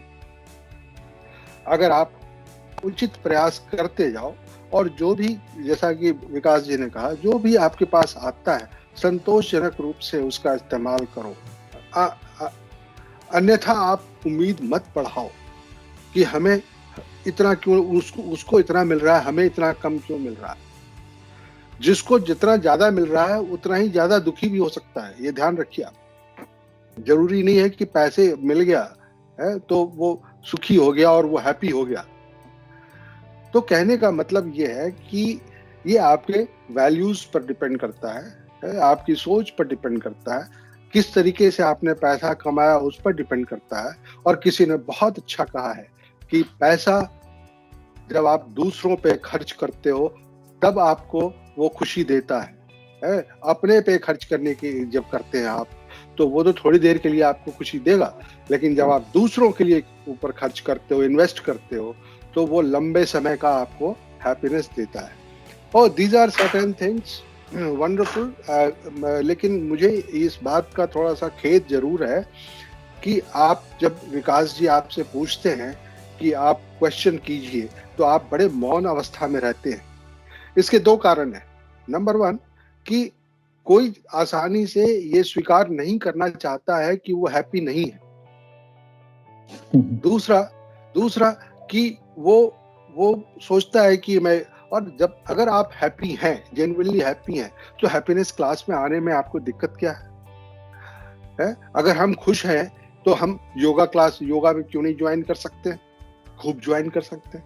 तो थोड़ा मन और मस्तिष्क, इसको भी दुरुस्त करने की जरूरत है और तभी आप पूरा लाभ उठा पाएंगे. और थोड़ा सचेत अवस्था में, mindfulness is very important. Okay, किसी तरीके से अनमने ढंग से सुनने से नहीं होगा. मैंने पिछली बार भी आपको शायद अपने क्लास में कहा था कि आपको लुक लाइक लव. तो ये सारी चीजें जब तक नहीं करोगे तब तक आप ठीक से पढ़ाई नहीं कर पाओगे. बट एनी हाउ, हमारा प्रयास जारी है. 2 लोग सीखें, 4 लोग सीखें, मेरी नाव नहीं डूब रही है. हम सरकारी कॉलेज हैं. मैं इसी तरीके से और आगे प्रयास करता रहूंगा. मैं आपको बताऊं, मुझे खुशी है कि आज ही बहुगुणा यूनिवर्सिटी में हैप्पीनेस के ऊपर 5 दिन का कार्यक्रम चल रहा है. उसको इनॉग्रेट करने के लिए हमें सुबह कहा गया था. आई हैव इनॉग्रेटेड इट और वो वहाँ के तमाम पेपर में छप गया है. वहाँ के वाइस चांसलर जो है उसके मुख्य अतिथि थे. उन्होंने बहुत सराहना करी है हमारे प्रयास का. ठीक है, ये इसको अगर आपको देखना है तो आप प्रेस में जाकर के देख सकते हो. मैंने व्हाट्सएप पर अपने ग्रुप में शेयर किया है वहाँ का coverage. But it is really encouraging. तो आप भी इसमें हिस्सा बनो और आप भी खुशियों को बांटो. और खुशियों को बांटने के लिए खुशियों का होना और खुशियों का बढ़ते रहना बहुत ज़रूरी है. तो मैं एक बार पुनः विकास जी आपका बहुत बहुत धन्यवाद देता हूं कि आपने दिल से प्रयास किया है. इसी तरीके से आगे बढ़ते रहे. और मैंने पहले भी कहा कि ये जिस तरीके से योगा सिखाने वाले को ज्यादा फायदा होता है दूसरों के मुकाबले, तो शायद आपको ज्यादा फायदा होगा दूसरों के मुकाबले इस तरह का प्रयास करते हुए. धन्यवाद. Thank you sir. Thank you all of you. हाँ, नमस्कार सर, मैं सुजाता, मैं ज्वाइन नहीं कर पा रही थी सर. हाँ अच्छा। सर, मेरा एक प्रश्न है। सर, कई बार सिचुएशन ऐसी हो जाती है कि हम सभी चीज़ों को जानते हुए भी इस तरह की साइकोलॉजिकल ट्रॉमा में चले जाते हैं कि हम उस हैप्पीनेस को अचीव नहीं कर पाते, जो हम जानते हैं, समझते हैं। तो उस साइकोलॉजिकल ट्रॉमा की सिचुएशन में हम ओवरकम करने के लिए, जैसे जो थेरेपी की ज़रूरत होती है, जैसे जहाँ जहाँ हमें काउंसलिंग की या साइकोलॉजिस्ट की जहाँ ज़रूरत होती है, तो किस तरह से संपर्क किया जाए या करवाया जाए, अगर हम किसी की हेल्प करना चाहते हैं या हम खुद ही उस सिचुएशन में से बाहर आना चाहते हैं। तो मैं चाहूंगी थोड़ा सा इस चीज की, क्योंकि मैं ये फील करती हूँ कि आज की जो टाइम है वो साइकोलॉजिकल ट्रॉमा को हर सिचुएशन में हम लोग फेस कर रहे हैं, हर जगह पर। जी सर। जी मैम, मैं इसका थोड़ा जवाब देता हूँ, फिर सर हो सकता है एलोबरेट करेंगे सर। मैम, इसकी पहली बात तो आपने ये एक प्रश्न उठाया है कि हम लोगों को पता होता है कि हम इस वजह से इस परेशानी में हैं, लेकिन इससे बाहर नहीं आ रहे। तो इसका मैं एक ये जवाब हो सकता है इसका कि हमारा जो दिमाग होता है, अगर हम इसको किसी और बेहतर क्रिएटिव या पॉजिटिव काम में लगा दें तो ये वहां से हट जाएगा, क्योंकि आपको ऑलरेडी पता है कि किस वजह से हो रहा है, लेकिन आप उससे उबर नहीं पा रहे हैं। तो इसका बेटर तरीका ये है कि आप उन कामों को करें जो आपको वास्तव में पसंद है। फॉर एग्जाम्पल, आपको एक हो सकता है आप एक टीचर भी हो या आप एक गृहिणी भी होंगी साथ में, या इस तरह की चीजें। तो हो सकता है आप प्लांटिंग आपको पसंद हो, आप हो सकता है आप पौधों को ध्यान रखें, हो सकता है आपको कोई ऐसी क्रिएटिव काम पसंद हो जैसे घर को अच्छे से सजाना, आप उसमें अपना ध्यान लगा सकते हैं। नंबर 3 हो सकता है कि कुछ अच्छी किताबें पढ़ना। नंबर 4 हो सकता है कि आपको कोई टैलेंट आपके अंदर हो छुपा हुआ, जो आपने कभी एक्सप्लोर ही ना किया, आप उस पर भी काम कर सकते हैं। जैसे हम लोग कभी कभी 20, 25, 30 साल की उम्र तक नहीं जान पाते हैं कि हमें अच्छा क्या लगता है। तो अपने आप से अब सवाल पूछिए कि कौन सी वो चीजें हैं जो आपको अच्छी लगती हैं, क्या आप उन चीजों को कर पा रही हैं, और वो चीजें करने का प्रयास करें। अगर आप वो चीजें करती हैं तो आपको निश्चित रूप से उसका लाभ मिलेगा, आपका उस परेशानी से ध्यान हट जाएगा, और यहां से जो आपको पॉजिटिव गेन होगा ये आपको वहां पर फीलिंग भी करेगा उसकी। नंबर 2 चीज अगर आपने जो मुझसे पूछी, हम लोगों से जो पूछी है, वो ये थी कि क्या साइकोलॉजिकल हेल्प मिल सकती है या किस तरीके से साइकेट्रिस्ट से हमें मदद लेनी चाहिए। जी हाँ मैम, बिल्कुल मिल सकती है। दिल्ली में बहुत सारे इसके हॉस्पिटल्स हैं, केंद्र हैं, बहुत सारे मनोचिकित्सक जो है मौजूद हैं। विम्हांस एक बहुत बड़ा अस्पताल है जो आश्रम के पास है दिल्ली में। तो मैं अगर बात करूं तो और भी जगह पर हैं बहुत सारे। इहिबाज करके एक अस्पताल है जहां पर बड़े अच्छे मनोचिकित्सक हैं, वो बड़े ही आपकी हर चीज को कॉन्फिडेंशियल भी रखते हैं और आपकी हर बात को भी सुनते हैं और आपको बहुत अच्छे सुझाव भी देते हैं। और अगर आपको मेडिकेशन की जरूरत है किसी प्रकार की, हो सकता है कि आपकी जो मानसिक अवस्था है उसके लिए किसी तरह की मेडिसिन की जरूरत है, तो भी वो बहुत अच्छे से प्रिस्क्राइब करते हैं। तो ये बहुत इजीली मतलब अवेलेबल है। और आजकल तो मैं आपको बताऊं, ऑनलाइन भी आप बहुत सारी जगह से हेल्प ले सकती हैं, जो कि बहुत ही अगर आप विम्हांस की साइट पर जाएंगी या और भी कहीं। और इसके अलावा मैं आपको बताऊं कि अलग अलग विद्यालयों में इसके ऊपर काम हो रहा है। इवन हमारे जो विद्यालय है रामानुजन कॉलेज, इसमें अलग से साइकोलॉजी जो विभाग है उसके अध्यापक इस तरफ रिसर्च भी कर रहे हैं और वो सुझाव देने का भी कार्य करते हैं। इवन हम बाहर से भी बच्चों के लिए कई बार साइकोलॉजिकल हेल्प के लिए लोगों को बुलाते हैं, उनके सेशंस कराते हैं। तो आप हम लोगों से भी संपर्क कर सकती हैं अगर इस तरह का किसी को कोई सुझाव चाहिए तो। विकास जी, सबसे पहले तो मैं स्वागत करता हूं ये सवाल का। इसी तरह का सवाल हमें उम्मीद है आप लोग करेंगे। आपका बहुत बहुत स्वागत है। समस्या ये है कि हम हैप्पीनेस नहीं है, इसके लिए हम दोष देते हैं कि साइकोलॉजी का प्रॉब्लम है। ये सिर्फ साइकोलॉजी का प्रॉब्लम नहीं है। There are 4 pillars of happiness. Please जरा सा इसको दिमाग में रखिए।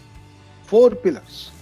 You should have a good heart, you should have a good health, ठीक है? You should be, morally upright, ethically upright, ठीक है? और आप थोड़ा सा दूसरों को देने में भी विश्वास करें। तो कहने का मतलब है heartfulness, mindfulness, healthiness and righteousness. These are the 4 pillars। क्या हमने कहा? Heartfulness, mindfulness, healthiness, and rightfulness. These are the 4 pillars. और इसीलिए हमने कहा अगर आपका माइंड ठीक नहीं है तो आप एक्सरसाइज पर भी नहीं जाओगे, और सिर्फ एक्सरसाइज करने वाला भी बहुत खुश नहीं रहता। अगर वो जिम जा रहा है डेली और ये उम्मीद करे कि हमको खुशी मिलेगी, नहीं होगा। आप डॉक्टर के पास जाए, साइकोलॉजिस्ट, साइकेट्रिस्ट के पास जाए, नहीं खुशी मिलेगी। जब तक इन चारों का तालमेल, आप परिवार से भी खुश होने चाहिए, अपने जॉब से भी खुश होने चाहिए, जो आपका फेथ है उससे भी खुश होने चाहिए।